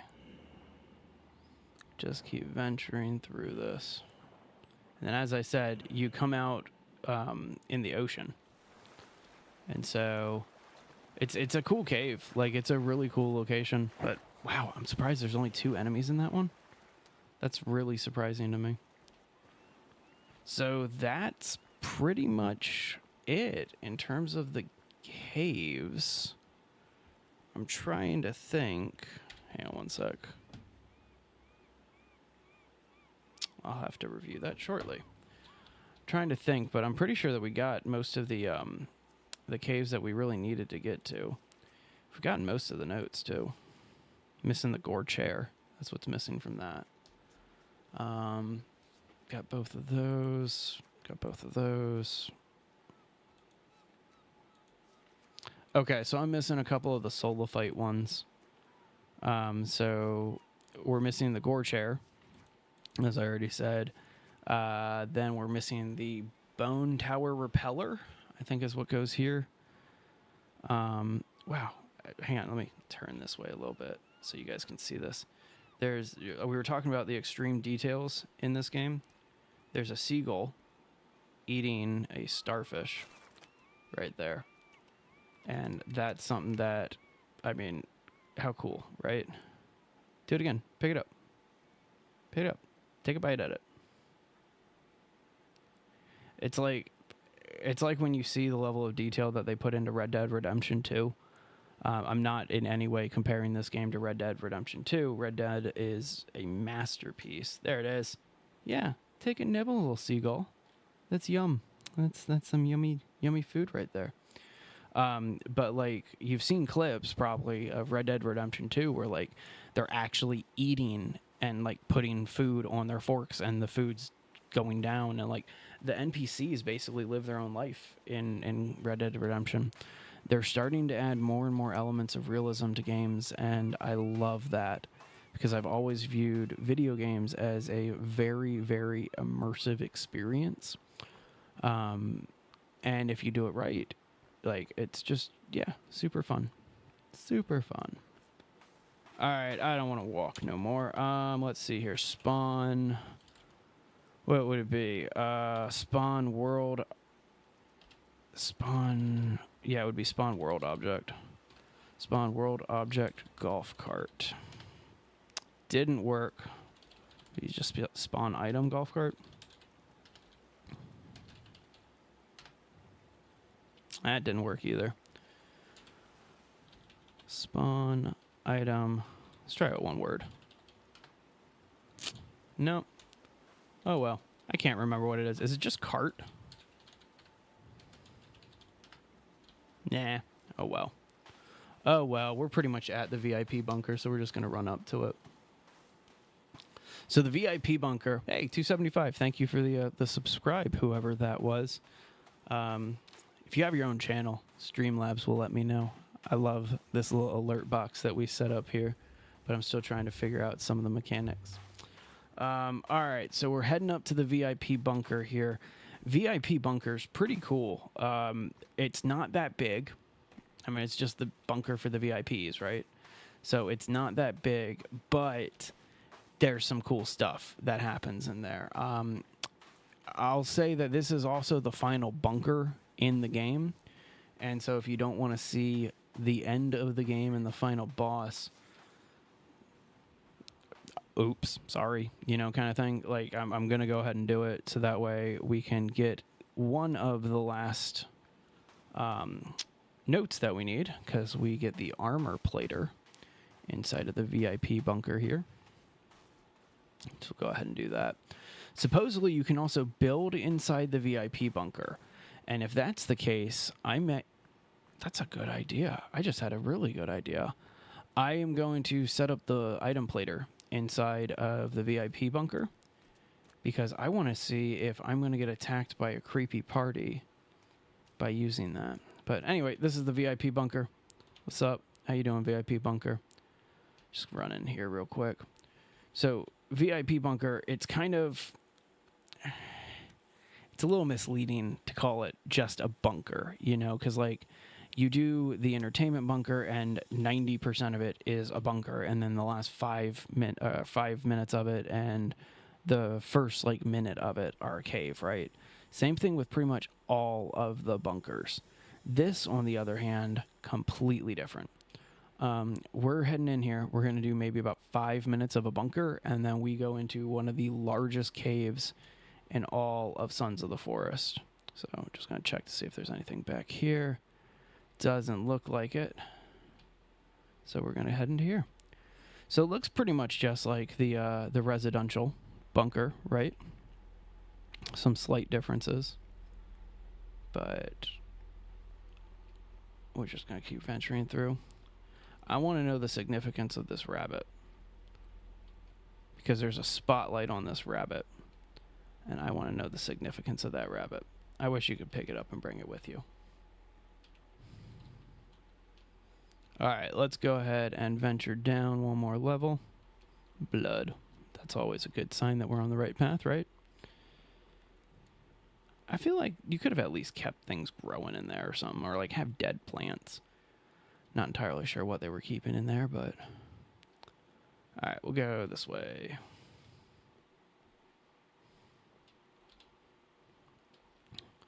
Just checking our corners and all the spots around us, make sure that we're not going to run into anything. All right, so this, if I remember correctly, yeah, there's the ballet bar. So this is Virginia's room, Virginia Puffton. Virginia, obviously, is the three-legged, three-armed woman who is friends with us. Nice grenade. You know, let's go ahead and eat that. Let's go ahead and take these medicines, or take these pills right here, get our health back up there. And so we'll explain, or a lot of this will be explained shortly. All right, blow yourself up in the daughter's room. Blow yourself up right there. So he didn't make it. He obviously didn't blow himself up. He's got grenades on him. This one got blown up. Not sure exactly what happened, but it did. And so anyway, this is Virginia's room. Let's go ahead and sleep on her bed with that arm just kind of hanging out. There we go. Nice. All right, a little hungry, a little thirsty. Let's go ahead and take care of that by drinking some chicken noodle soup. Delicious. Do a little bit more, too. Is that it for that? Yep. All right, so let's drink an energy drink. And we'll do, man, all this is rotten. So we'll do a MRE. That'll work. Cool. All right, so we're back to our healthy selves. We can keep running through. So anyway, so that was Virginia's room. Virginia is now our girlfriend who we saved. And so we have the choice of bringing her back with us. Don't follow us. I'm going to follow you. I'm going to walk in here. All right, so there's more dead cultists here. All right, so here we go. Through here to the city of gold. The gold will heal us all. So it's referring to Solophyte. That's what they're calling gold. Solophyte's the ore that we've been cutting through. Let's turn our flashlight on. Just some other miscellaneous stuff here. There's a few more notes, if I remember correctly, and I want to find them before we head into the bathrooms here. Follow them. We are going to follow them. We're definitely going to follow them. So, and I'll do a video one of these days breaking down some of these images, but like when you look in the image, you can see the cube, the artifact cube, in several of these images. And so it doesn't really explain anything to you, and you can't read the placards. They're like completely blanked out. And so I wish that there was more lore explaining all of this. But, you know, like beggars can't be choosers, right? Dead end, right? Yep. Okay, so let's go into the bathroom. Let's run back here. What's up, dead cultists? Like, I don't know. If I was part of, like, a doomsday cult, you would think that the raid on this area would be a little, and I mean just a little bit more well-organized. You know? Just, I don't know, my 2 cents. Not like my 2 cents matter in a video game that I didn't design or develop. Alright, so one thing to note is every single survival horror game that has ever been, when you see a large collection of ammo, okay, a large collection, and I mean the largest collection of ammo you've ever seen in this game, it's a good indicator that you're getting close to the end. And so this is going to be the final cave here. Just looking for any notes or anything like that before we venture in.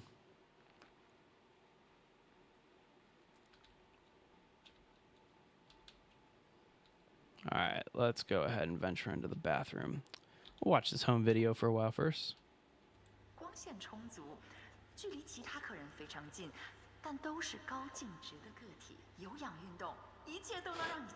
So basically showing you the different amenities. Man, need to put my flashlight away.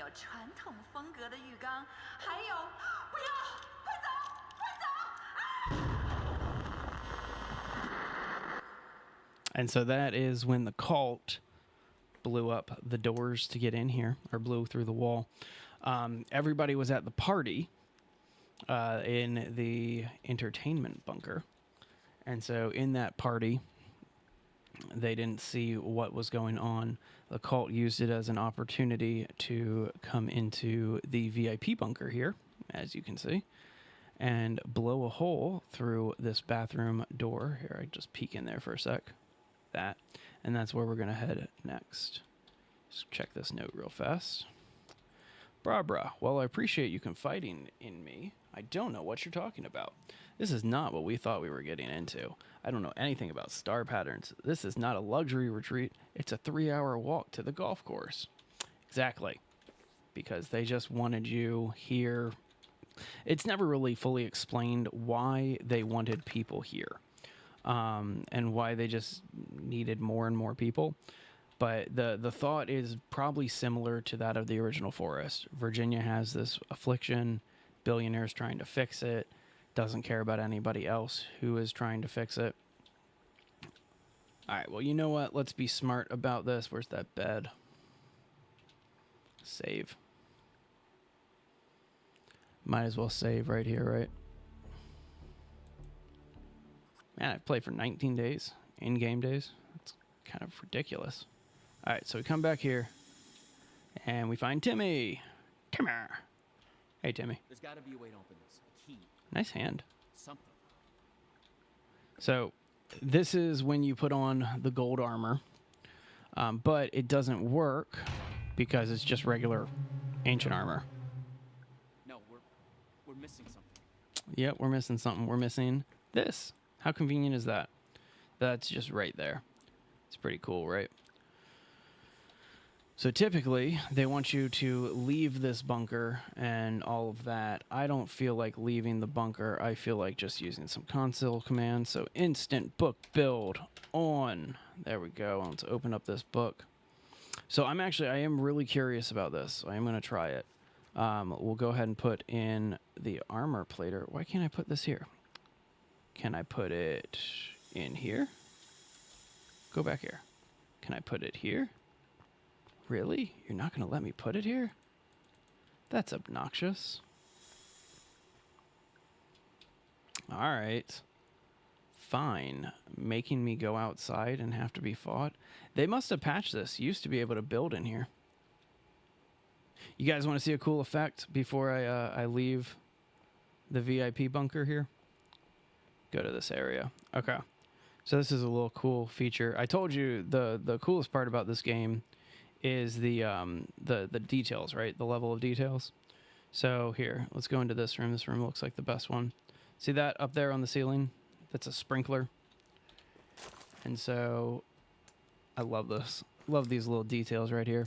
So if I crack a fire and I light it inside, wait for it. Yeah, sprinklers turn on and extinguish the fire. Because, I mean, obviously, right? It makes sense for that to happen. It's those level of details that you gotta love and appreciate with Sons of the Forest. But all right, so we gotta venture out. Go this way. I'm a little disappointed that they patched that. Used to be able to build right here in the VIP bunker, but it looks like they patched that. Not to worry, we're not too far away from where we need to be. We just need to go ahead and get outside. And then once we're outside, I think we're going to have a little fun here. I want to see if I can upgrade a couple things. But I also, whenever you upgrade anything, item or armor-wise in this game, you get attacked. And so we're going to have a little fighting to do. Head back outside here. Sup, outside world, how you doing? Let's go down to the beach where we got some free area. Go ahead and place this down here. Sweet.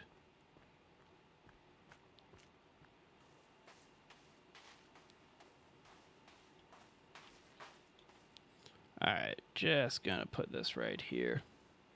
Gotta love instant book build, right?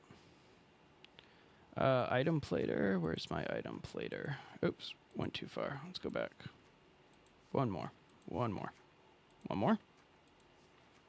There's the item plater. Okay. All right, let me respond to a text, and then we'll get it going here.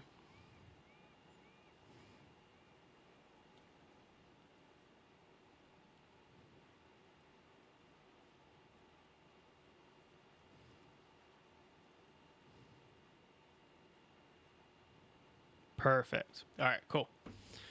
Sorry about that delay. All right, so this first one, we want to put in our armor, ancient armor here. The second one, can I put a shotgun in this? Yeah. So we're going to put our shotgun in there. Might not be the best bet, but whatever. And then let's go ahead and get our revolver out. Great weapon. Great weapon. Rarely use it because I like the shotgun better myself, but, you know, it's about that time where we shouldn't worry about that. All right, so now we just got to load this up with Solifite. There we go. This is ready to go. This is ready to go. Let's go ahead and activate both here. So the reason why I wanted to head down to the beach to do this, you'll see it soon.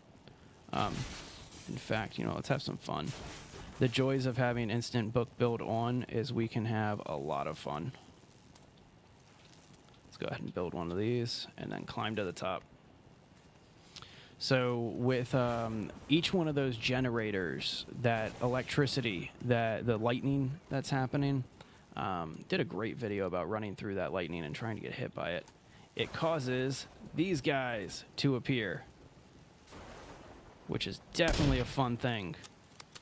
And they try to break everything, and just it's all fun, right? Try to take out this Legsy. So they're going to try to stop these from working, which is not okay. Come on, reload faster. But what's most important is that they can't reach me, so we're just going to snipe them from here. Could probably send some explosives down. I'm also going to be a little upset if they did break anything. Alright, well, we don't want to be a coward. Let's head on down there and do this the right way, right? Yep, I see you over there, Legsy. Let's do this. Are you climbing? I've never seen them climb like that before. That's pretty cool. Alright, I want my revolver. I want something that can actually do several shots and fire from the hip.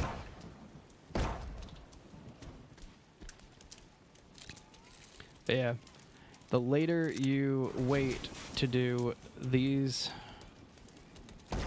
caves and stuff, the more you get to deal with crazy enemies when you go to upgrade your stuff. Alright, so I also just realized that I have no armor on. So let's go ahead and handle that. Always fun when you just realize this stuff in the middle of a firefight. There we go. And let's go ahead and use... There. Was completely looking right past them. Let's use some meds real fast. Get my health back up. Alright, so this might sound a little silly, but we're just going to keep training them around. I want to get rid of these smaller guys first. Whew, good shot.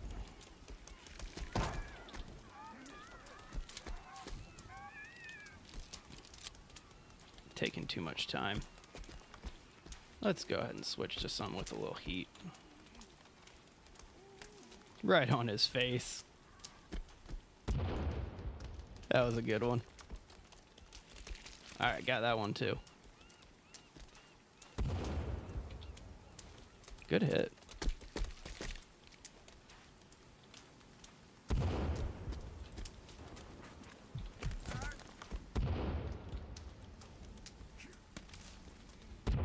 Okay, okay. Not bad.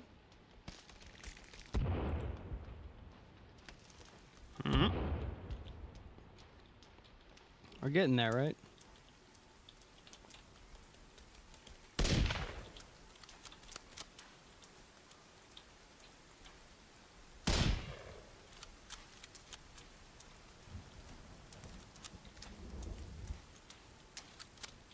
Slowly gonna get them.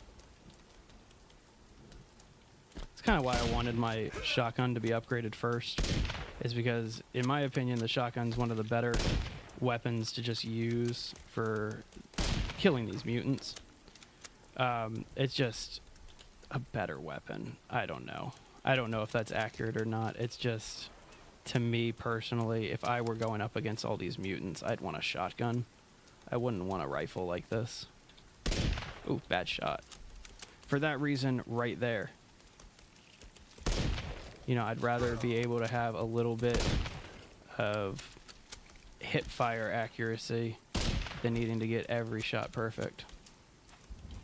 I love this guy who's got stuck in my structure here. That's nice.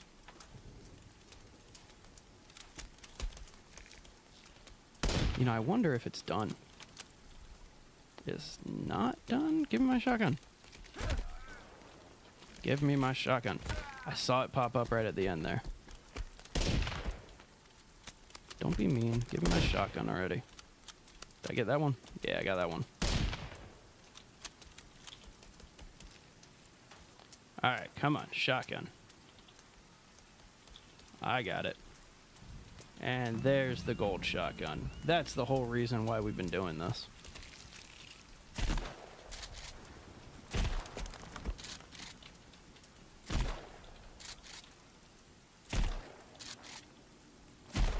Got that one. Is that it? Just this guy here? And then that armsy all the way over there? That's cool. He's seriously stuck inside of there. So this ain't gonna do anything.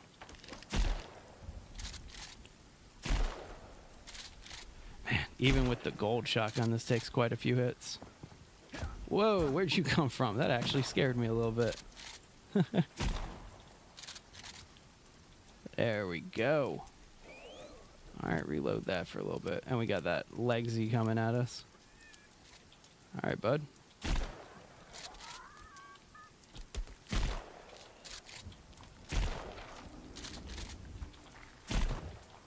Alright.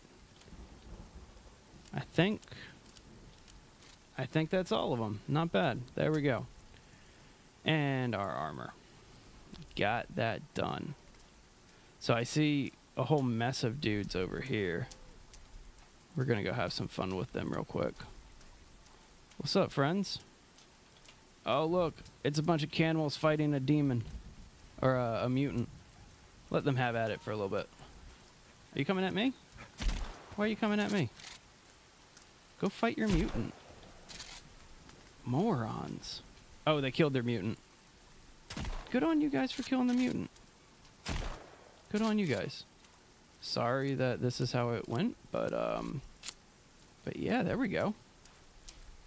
All right, so we got our armor upgraded. We got our shotgun upgraded. I don't really want to sit around and just upgrade all these other weapons, so let's head back into the VIP bunker here.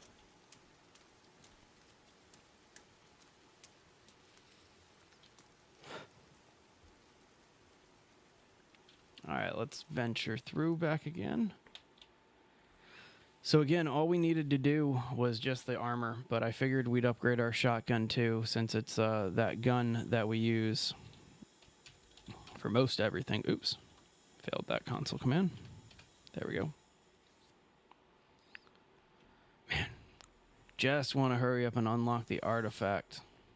There's still a couple notes that we need to get that that I'll have to do probably on another stream, but I figure we might as well just beat this thing, right? And we are staying on the island, so if you're here to see any of the Sons of the Forest endings, I'm not going to be showing the actual like leave the island endings or the good endings or something on this stream. So if you don't want any spoilers, you're in luck. No spoilers. You're not going to see any of the actual endings. You're going to see me stay on the island, which is always fun.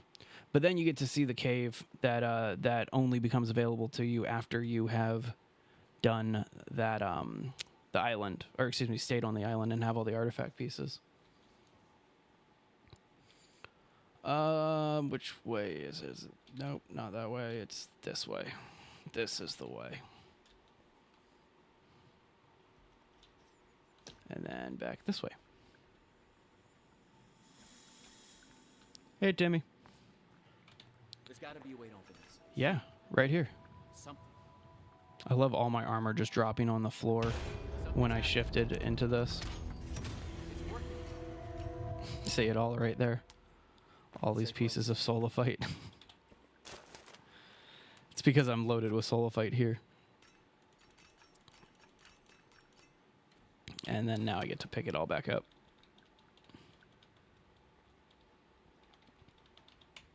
Oh, that's it? Okay.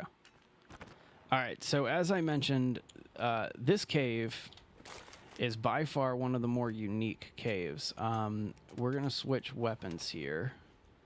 Because yes, I got a shotgun, but I didn't really get the shotgun for this fight. I got the shotgun for the final boss fight. This is the weapon of choice, the cross.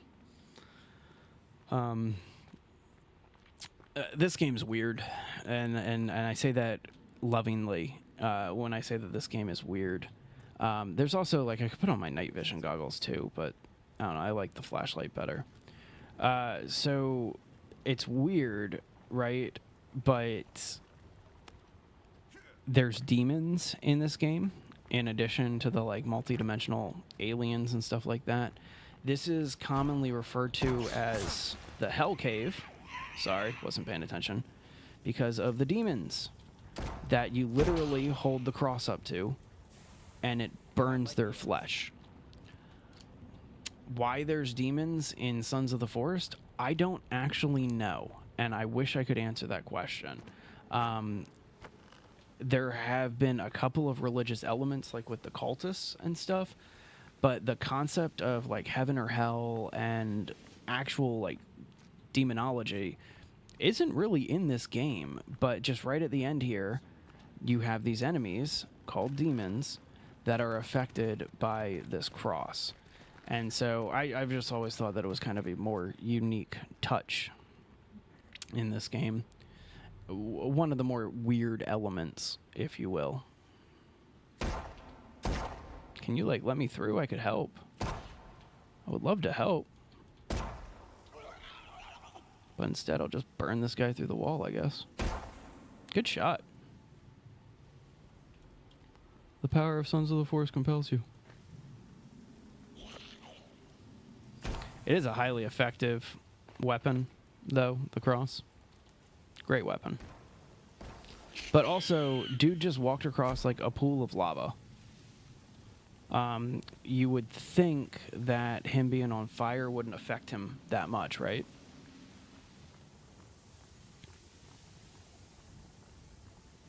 When I first did this game, I did a peaceful playthrough just to kind of explore and check out the surroundings and learn the mechanics. And in peaceful, there's no enemies whatsoever. They shut all of the stuff that can kill you off, except for the animals. Like, they leave the sharks and the moose on, which, that's fun. You're not expecting anything to attack you, and then you get trampled by a moose out of nowhere. But anyway, so I first ran through this cave not understanding any aspect of the storyline whatsoever because I did a peaceful playthrough. It's a cool little... Yeah, I'm going to just check for notes. Nice little scene here. But anyway, so I did a peaceful playthrough. I had no idea. When I got to this cave, I was so damn confused. Like, I wish I could explain the level of confusion that I had for this, but it was just ridiculously high. This cave is just so out of place versus all the others. You know, lava floating around, but we're not that far underground. You know, it makes no sense. Again, they call it Hell Cave for a reason, right? But, like, we're not that far under the Earth's surface. Why is there all this molten rock? Unless we magically went ridiculously far under the Earth's surface, but, like, I don't know. Makes no sense. Then again, it is a science fiction survival horror video game. You know, like, I probably shouldn't be sitting here saying, like, oh, look at this, they did this terribly wrong. No, it's a survival horror video game. Like, if they want to have demons in here that are affected by a cross that get burned alive, let them, right? That's their prerogative.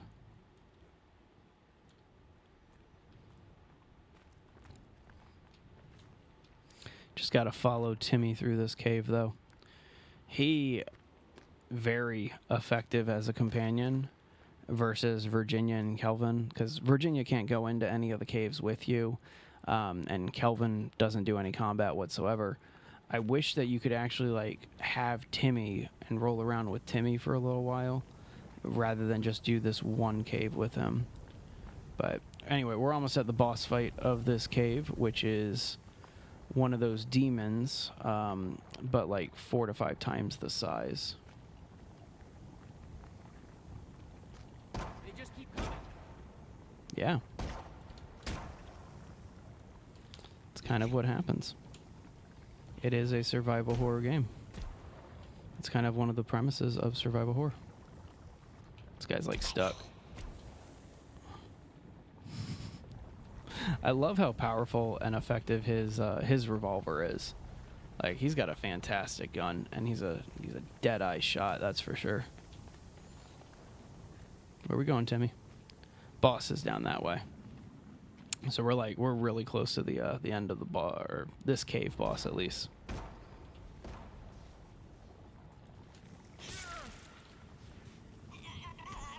Yeah. Yeah, it's really painful, isn't it?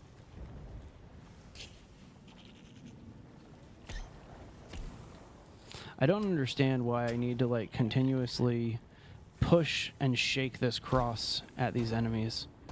Like, if it's the cross that's affecting them, shouldn't I just like hold it out, right? You know, like, shouldn't that be enough just to like run through this cave with this thing out in my hand? I don't know. I'm not trying to complain about a video game. That would be silly. People who complain about video games, silly people. Alright. And here comes the final boss. So actually, I don't remember if you can use the cross. Or, I'm sorry, not final boss. I shouldn't say final boss. This cave's boss. I'm not sure if you can actually use the cross on this cave boss or not. But we do have our upgraded shotgun. Oh, got a couple left. Just a couple left to sizzle. Ow. Don't stab me. That's not nice. Alright, Timmy, where are we going? Lead the way.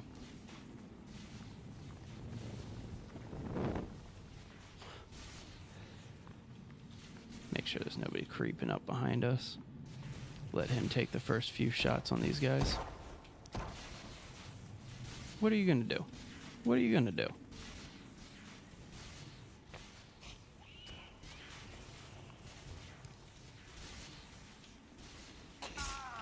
Ow.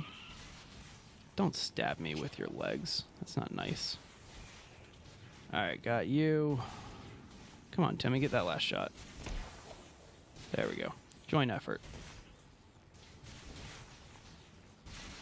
Man, this is the week to beat games. I beat Silent Hill Homecoming on a stream the other day, and then we're doing Sons of the Forest today. And I might dive into Green Hell tonight and just wrap that one up too. There's the enemy, or the final boss. So again, I do not know. Yeah, okay, it does work on him. But yeah, so Timmy and him fight a little bit, but Timmy's pretty ineffective.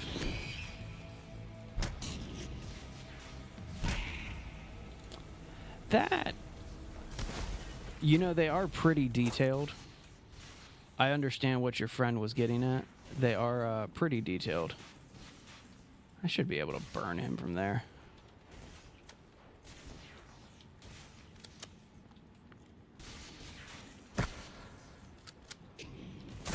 Good jump, bro. Come on, get up. He threw me onto the lava. That's what was going on there. Alright, tired of screwing around. Let's get some explosives into the play. Add some more Solifite armor. There we go, and boom. I think I got it.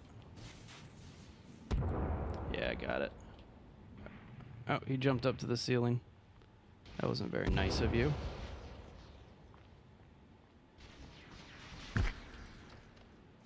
Oh, that was a bad throw.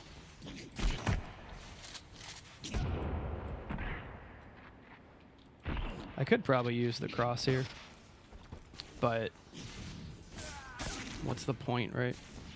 All right, run away and reload. Of course.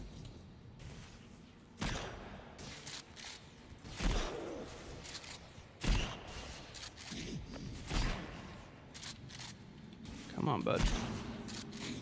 You know, actually, I am in a place where I should switch to the Solophyte armor, or the ancient armor, now that it's upgraded, and this is a demon.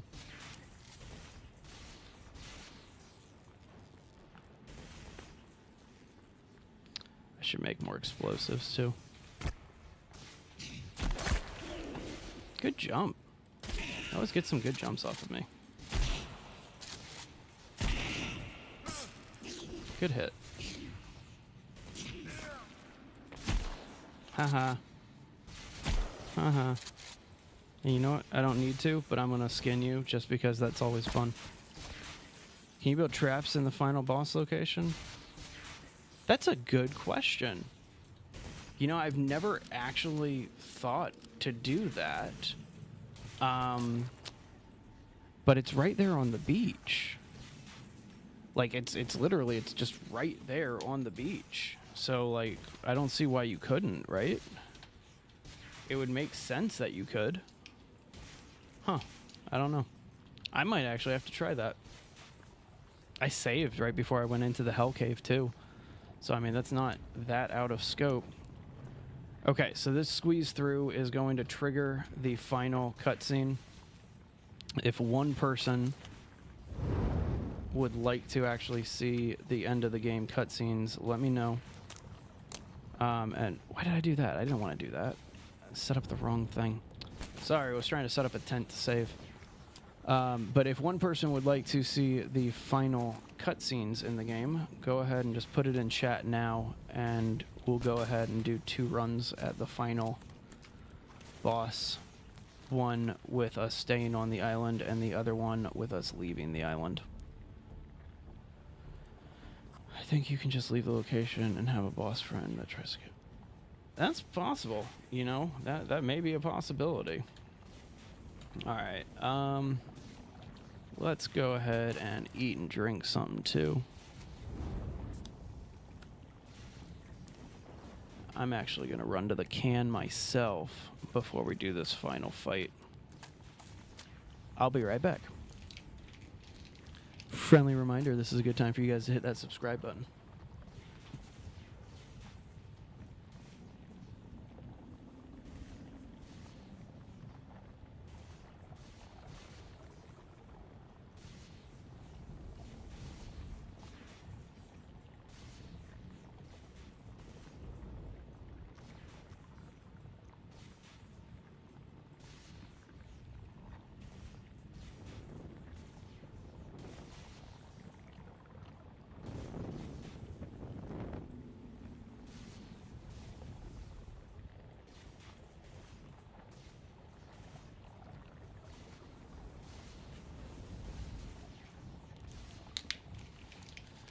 Alright, let's beat Sons of the Forest. Let's go ahead and just hop through here. Just make sure all my weapons are fully loaded. Alright, so it doesn't make sense to me, and hopefully you're going to see it too. But when we get into the actual cube, it does not make sense to me why Gianu doesn't just, like, force his way in. You know. Anyway, like I said last time, anytime you see a large collection of ammo in a survival horror game, get ready because you know what's coming, right? Alright, so we are ready to go now. Let's run on down here and trigger the cutscene. Here we go. Cutscene triggered. Aw, complete the story with all friendly NPCs still alive. I guess I didn't befriend Virginia the last time I beat this game. No. See? Gianu, right there. Why didn't he just, like, dive in? He could have. He could have dove in. I don't understand that. 14. But here we go. 12.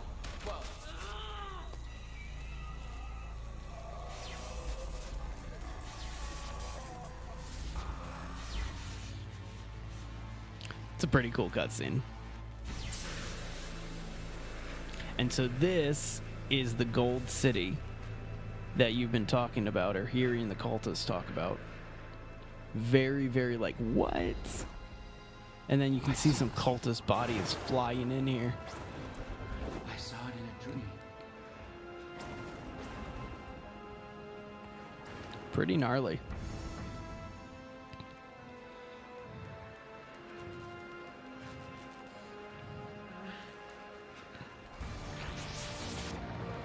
And I'm starting to get mutated too. Man. Craziness. They don't fully explain it either. They don't explain it.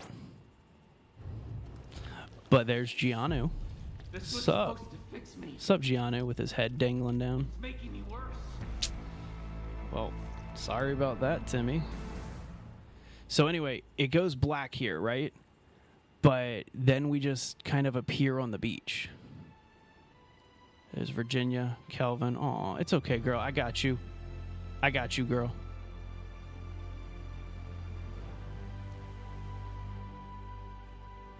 Yeah, it'll be all right. But then, so you spawn on the beach here. And I feel like there's a gap in the story missing. But we'll find out. As soon as we kill Gianu, of course. I love how ridiculous Timmy versus Gianu in this fight is, though.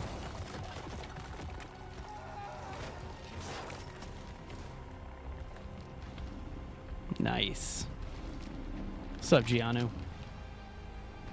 You gonna eat that dude? What did you see? What did you see? What was in the cube? What was in the... Your mom. Alright, so now we gotta kill Gianu. Love how ridiculous this fight looks, though.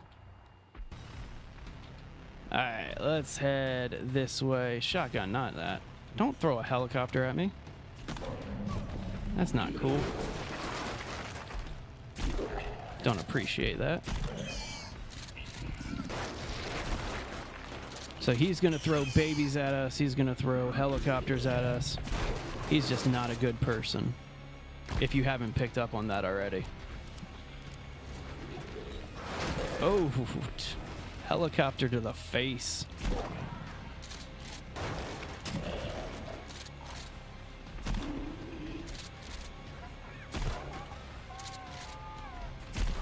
Don't come at me. Come on. So yeah, Timmy is useless in this fight. He like helps out for a couple seconds, but then it is all on you.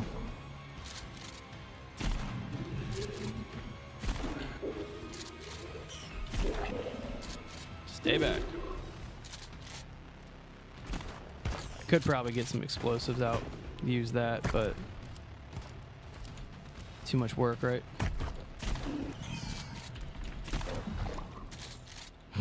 Just keep spitting out babies. Is that it? That was it? Cake. Alright. So we're staying on the island because nobody in chat said that they wanted to see the endings. So we're going to stay on the island and keep working on our base. Sorry. You made it. You're okay. Oh God, they're coming. They're getting closer. We have to leave. Quick, get in. Oh, but my backpack doesn't want to leave. What is that?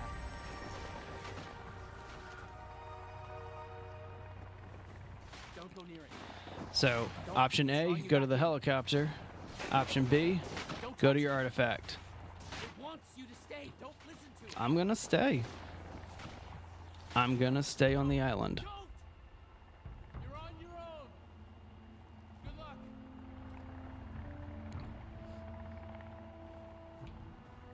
And so now we have 6 pieces of the artifacts. We're alone on the island. But that is now shining through the sky. So we should probably go investigate that, right? What? Look at this little baby. Look at this little baby. Survived that entire onslaught. Good for you, little friend. Good for you. All right. So let's go up that way. And let's go get the final piece of the artifact.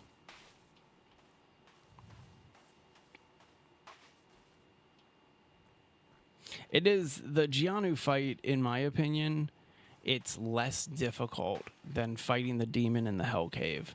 Again, if you just have a shotgun and you just circle around him and you just shoot him until he dies, whereas the demon, like that thing that jumps at you, it's a pain. This is a gorgeous waterfall for a base. I'm gonna have to remember this location. It's a nice little location for a base. I'm gonna have to keep this one in mind. This might be a good build. Are there fish in here? Can I put a fish trap in this? Sorry, I distracted myself from what we were working on. Found a cool location to build at. That happens. Yeah, there's fish here. So you could set up a fish trap right there. Set up your front elevation here. Have this be your backyard. Yeah, okay. Definitely might make a base right here. Right next to the VIP bunker too, and the beach with all that stuff. All right, so all we're going to do now is hop up onto this cliff. I only got about 30 more minutes here on this stream. I might actually make today a double stream day because I'm on so early when I should be working my day job, but my day job was really boring and slow today. So I decided to stream Sons of the Force. Fair trade, right? Perks of working from home. All right, so we're going to just launch off of this here. Man, I'm actually surprised that the Gianu fight was easy, or that easy. I remember the first time I did it, I ran out of ammo. I didn't have any explosives. It's not a good time. Ended up having to get the last few hits in with a melee weapon. So this last cave, I need more altitude before I can do this cave. Hang on. Whew, thread the needle. Let's try to get a little more altitude before we do that. Just a little bit more. There we go. That should hopefully allow us to get all the way up there now. Just get this set properly. Nah, still going to be a little short. But you know what? I can walk the rest of the way, right? My legs work.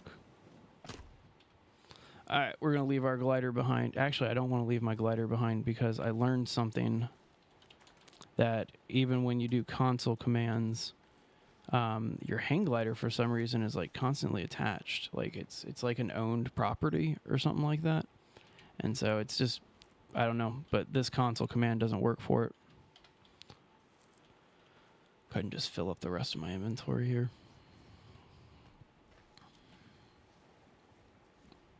So that's the cave that we're heading to. We're not that far away from it now.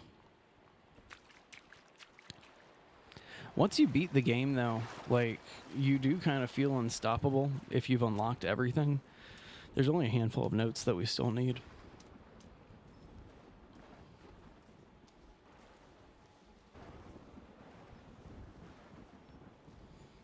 All right, so I can hear the lightning coming from this cave now, so we're pretty much right at it.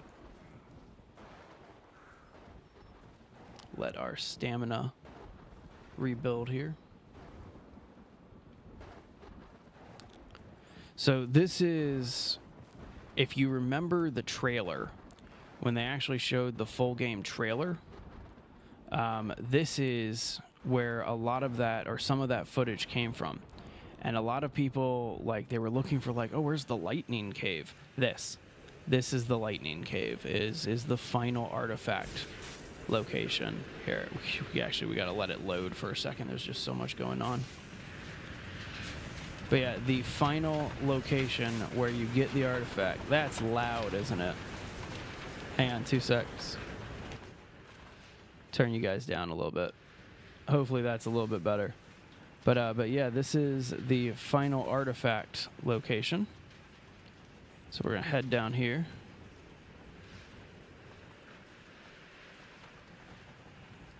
Such a cool spot, though. If more caves were like this in Sons of the Forest,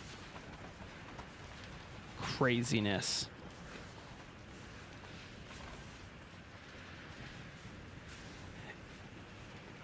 The skull on a stick weapon, this club. And I'll pull the club out. We'll recreate the trailer. There we go. I haven't made mine gold yet. Alright, I'm looking at that level. That's too loud. That's too loud. Y'all probably can't even hear anything I'm saying. Let's turn that down.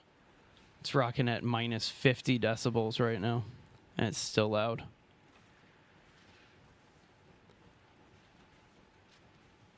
Hey, Lumi. How you doing? So, dropping down here. What is going on? And there it is. The final piece of the artifact. Boom. And then instant quiet all around. I love that. Love that. So now we can kind of explore a little bit, but if I remember, there's like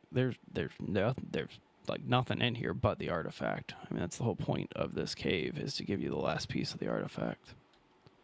We'll just kind of scout around. I do love the gold skeletons. I think that's a nice touch. Let's see here. All right, so let's get out of this artifact cave. We got what we came for, right?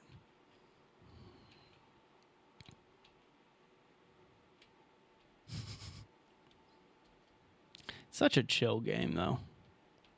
Like, it is a fun game. Especially when you get into the later pieces of it. I'm still blown away that it only took Gianu like 12 shots with the gold-plated shotgun to put him down. Like, actually no, I put in 20 some odd shots into my shotgun just now. And so I shot maybe 3 or 4 times at that one two-headed dude.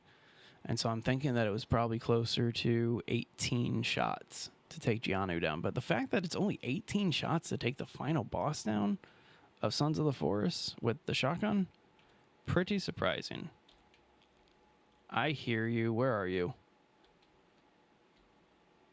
When you like just pop your head out of an underground cave and you hear somebody freaking out at you.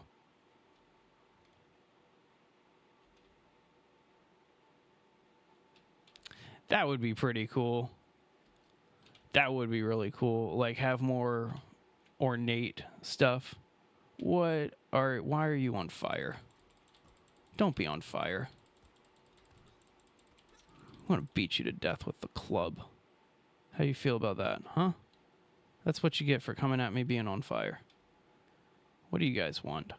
I literally just killed a massive mutant. You think I'm scared of you? Come here. Come here. What do you think's gonna happen to you? You're nothing. Nothing.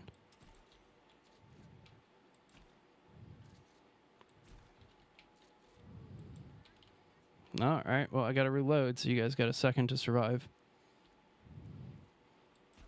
That was it, though. What you running from? I think I hit him still. I think I knocked him down. Yeah. Oh, man. All right. Enough of this silliness. Hey, what's going on? How are you doing today? So there we go. That's the whole game. That's Sons of the Forest. That's the end. And then we also just got the last piece of the artifact. Man, I can't stop thinking about that new base spot that I just found. And how much I hate my current base spot now, too. Like, I do not like our current base spot. It was just kind of what I could get to when I first started streaming this. I think I might scuttle that base. Are we going to do it? Yeah, I think I'm going to do it. I think I'm going to scuttle that base and go back to this one that I just found over by the VIP bunker. If the cannibals were on the island first, they were not. So the way that it worked is this was like an alien multi-dimensional island or something like there was a multi-dimensional race that was using this as a portal from their world to our world. That's what the cube is. It's a portal from their world to our world. And the people who started coming to the island to like explore the island and like just fish here and stuff like that, if they were here at the wrong place at the wrong time, they would get affected by that lunar cycle blast and get turned into the mutant cannibals that you know and love. And so that's kind of what's happening. But from my understanding of this game, it's not a like were the cannibals here first thing. They're not technically cannibals as much as they are mutants who just eat anything. And so they're not making really an instinctive choice to do it. You can kind of look at the cannibals in this more like zombies, really. A lot of their mind is gone, and it's very just instinctual what's going on. The other aspect of it is a lot of the cannibals, when you look at them, they're not wearing like crazy clothing. A lot of the clothing that the cannibals are wearing is very just kind of ornate formal clothing because they were at the party with the Puffins when they changed or something like that. And so this game, the cannibal lore is more of like they're not necessarily cannibals as much as they're just people that were in the wrong place at the wrong time. Yeah, kind of. You can look at them like cavemen. That's kind of a good way of kind of looking at them, is that's pretty much what they are. All right, so this is that base spot that I just found, and I really like it. Compared to what we've been building, like, I really like this. Because you got this nice waterfall. We're going to be building basically on a footpath if I do this one. I don't know how I feel about that, but whatever. I don't care. Access to the beach. Yeah, we're going to build a base here. Got about 20 minutes left before I got to call it on this stream. Haven't decided if I'm going to come back for a second stream today or not. Normally I stream in the afternoons on Friday, but I think I've mentioned a few times now my day job was just really boring and slow today, so I decided to stream instead. Clear some of this area. Cut down the stumps so these don't grow back. Nice. Okay. So let's do this a fast way because I want to play with some levels here. Because I don't want to have to deal with these big rocks in the build.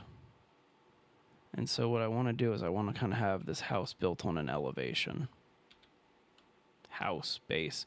Let's make a hunting lodge. That's what we'll do. I am a full-time YouTuber, actually. And so this is my second channel. My full-time job, I am the host or co-host. I need to say co-host. I am the co-host of a financial news program that covers stocks and investments and things like that from an educational standpoint. So, like, we don't pump any stocks or anything like that. But our whole goal is we do interviews with CEOs and stuff like that. A little bit of both. So, like, everybody in this game got affected by that lunar cycle. And so whether they were here as, like, friends of the Puffins or, like, they were fishers or, like, whatever, when the lunar cycle hits, the whole island is affected except for the people that are inside of the cube. And so it can kind of be a little bit of everything. All right, set time of day, 6 a.m. Let's get it back on daylight. I don't got the time to be wasting to do this. We're going to just do this the old-fashioned fun way. Old-fashioned fun way? Is using console commands the old-fashioned way? One could say that, right? Because that's what the developers originally were using. So this is going to be the main area of the base, the house here.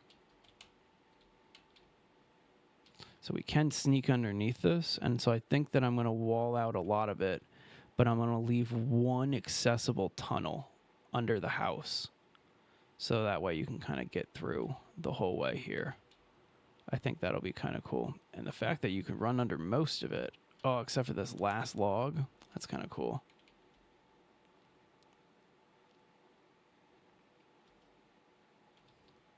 Yeah, it's definitely a little bit of an earlier one for me. Again, just weird day. Like, it's with it being a holiday yesterday, a lot of my clients aren't really working today. Am I not hitting that? Oh, I'm like breaking this. That sucks. Hang on. Let's get this tree out of this mix real quick. Yeah, I thought that was going to happen. That sucks. All right, well, let's fix that real quick. That scarecrow. That would be pretty cool. Is that you mean the armor rack, right? Is that what you mean by scarecrow? Because it kind of does. It does look just like a scarecrow. This thing. Where is it? That thing, right? That thing's so. It's weird looking. Yeah, yesterday here in the United States, it was the 4th of July, and so also known as American Independence Day, or U.S. I should say U.S. because America is 3 separate continents and like 40 countries or something like that, because South America has like 30 plus countries down there. But yeah, so it was in the United States, it was Independence Day, July 4th, 1776, declared independence from the British. Won't get political on the stream. Don't worry. Have to deal with that nonsense on a regular basis, and I don't like to. So we'll just avoid any political nonsense here. All right, so again, as I said, this is going to be our main base. We're going to try to keep this little backyard area rather pristine so we can keep this waterfall. There's fish in this water, though, so we're going to lay down some fishing traps. And then this is our front elevation here. So we do want to have a nice little pathway down.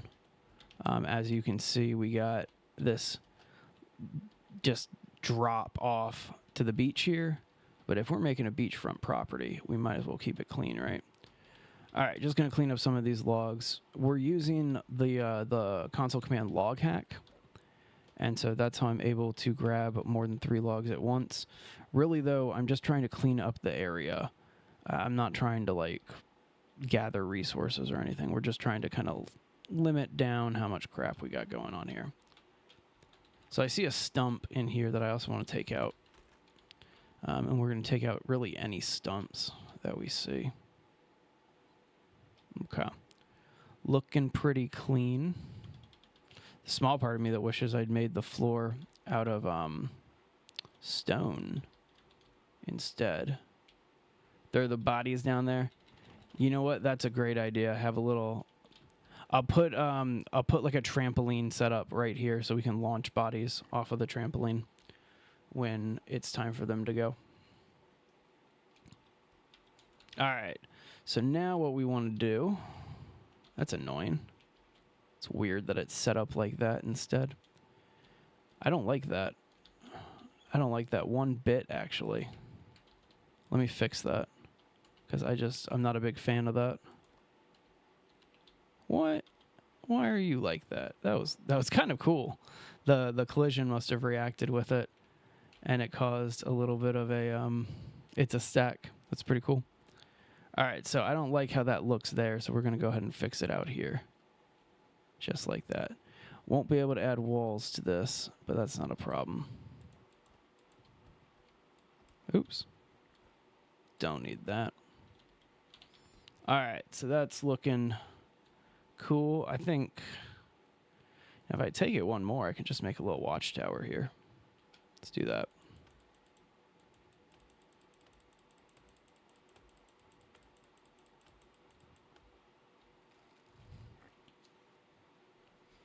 All right, let's drop down. Again, just get rid of the trunks so that way you don't have to worry about it. Hey, Virginia.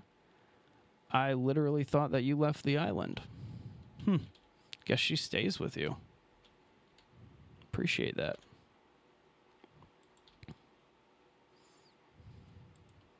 Oops, forgot to hold shift.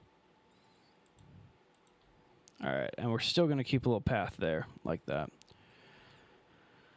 But we can start working on our property.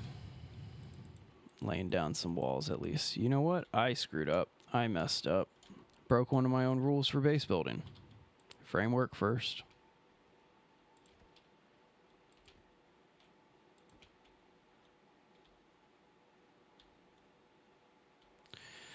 I mean, I'm down for kind of whenever. Realistically, because of my job and being a dad and stuff like that, it's just sporadic for when I do get the opportunity to stream, and that's why I don't have like a organized schedule or anything like that of when I do it. And so, shoot me a message on Steam, Lumi, and let me know what games you're into that are co-op, and I am more than glad to do so.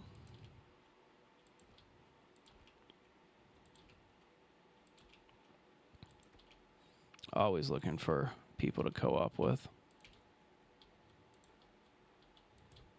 A couple of games that I actually haven't even had a chance to do the co-op in yet. Like Green Hell is a good example of that. I've done that, I think, once, and it was like a random invite, so don't know who it was or anything like that. Just dove into a random, like, just random link kind of thing. We'll tell you what, I only got 10 minutes left before I got to head out and actually go pick up my kid from daycare. And so I unfortunately cannot do it right now. However, because today I was planning on streaming, I may come back in just a little bit. I haven't decided if I'm going to do a second stream this afternoon, but I might be open to it this afternoon. But yeah, I only got 10 minutes left, so I apologize for right now. Typically, the days that are the easiest for me to stream on are Wednesdays and Fridays, though.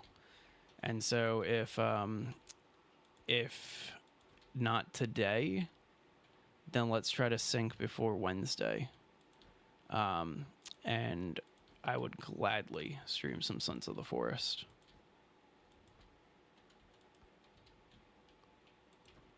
And that's something that we do actually want to start doing on this channel in the near future. Is showcasing. Yeah, I am in single player right now, so I couldn't even just jump into a lobby too. That's actually something that I'd be down. Yeah, sure, why not? I'll go ahead and lock that in. I try to alternate between Green Hell and Sons of the Forest, and there is somebody else who's looking to stream some Green Hell with us. With me, I should say.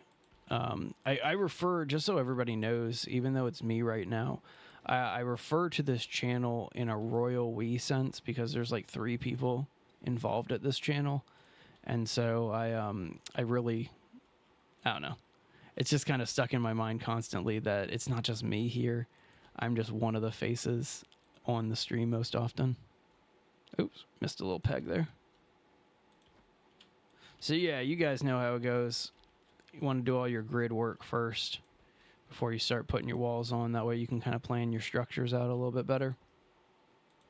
But yeah, Lumi, I'm thinking I may not get a chance to because, again, holiday week, which means that I'm going to have to pick up some slack next week, which means that if you get at me before Wednesday of next week, I can plan on doing some Sons of the Forest.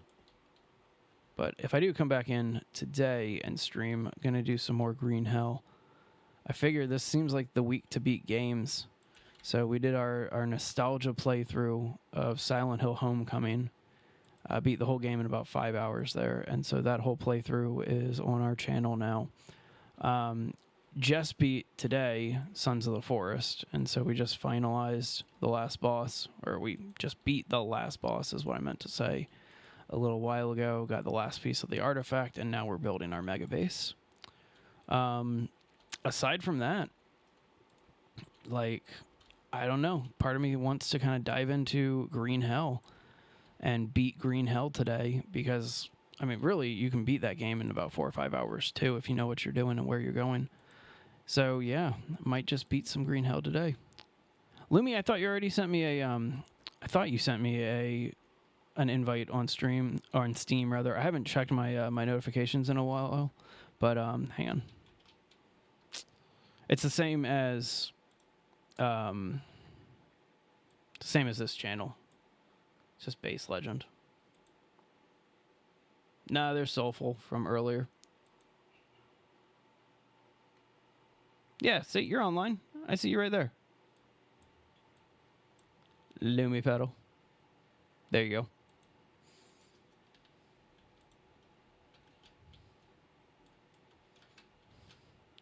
Smoley Pepto.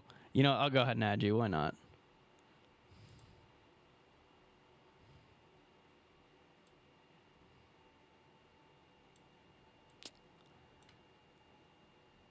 Do. There's my friend code if you guys just want to add it right there. I don't really care.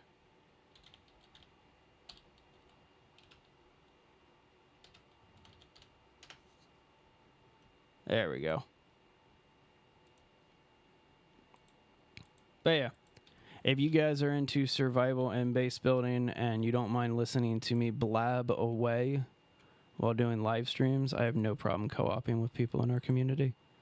And also, if you guys have builds that you guys are really proud of and you don't have a channel of your own to showcase them on, feel free, send them to us. We'd love to kind of run through. We've done one of those in the past. Somebody in our community played the game Palia, and so they sent us their build for Palia for us to check out. A little cute video.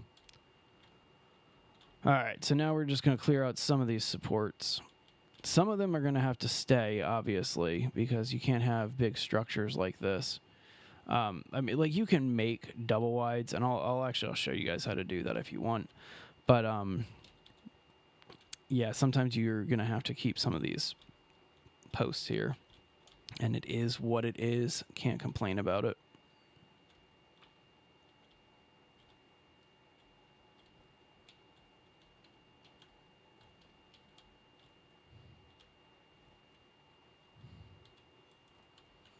Make sure that we have all of these pieces set up.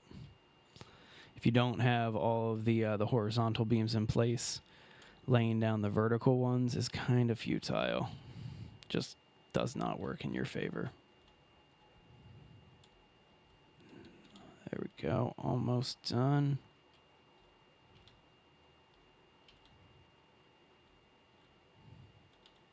Pick that guy up while we're at it.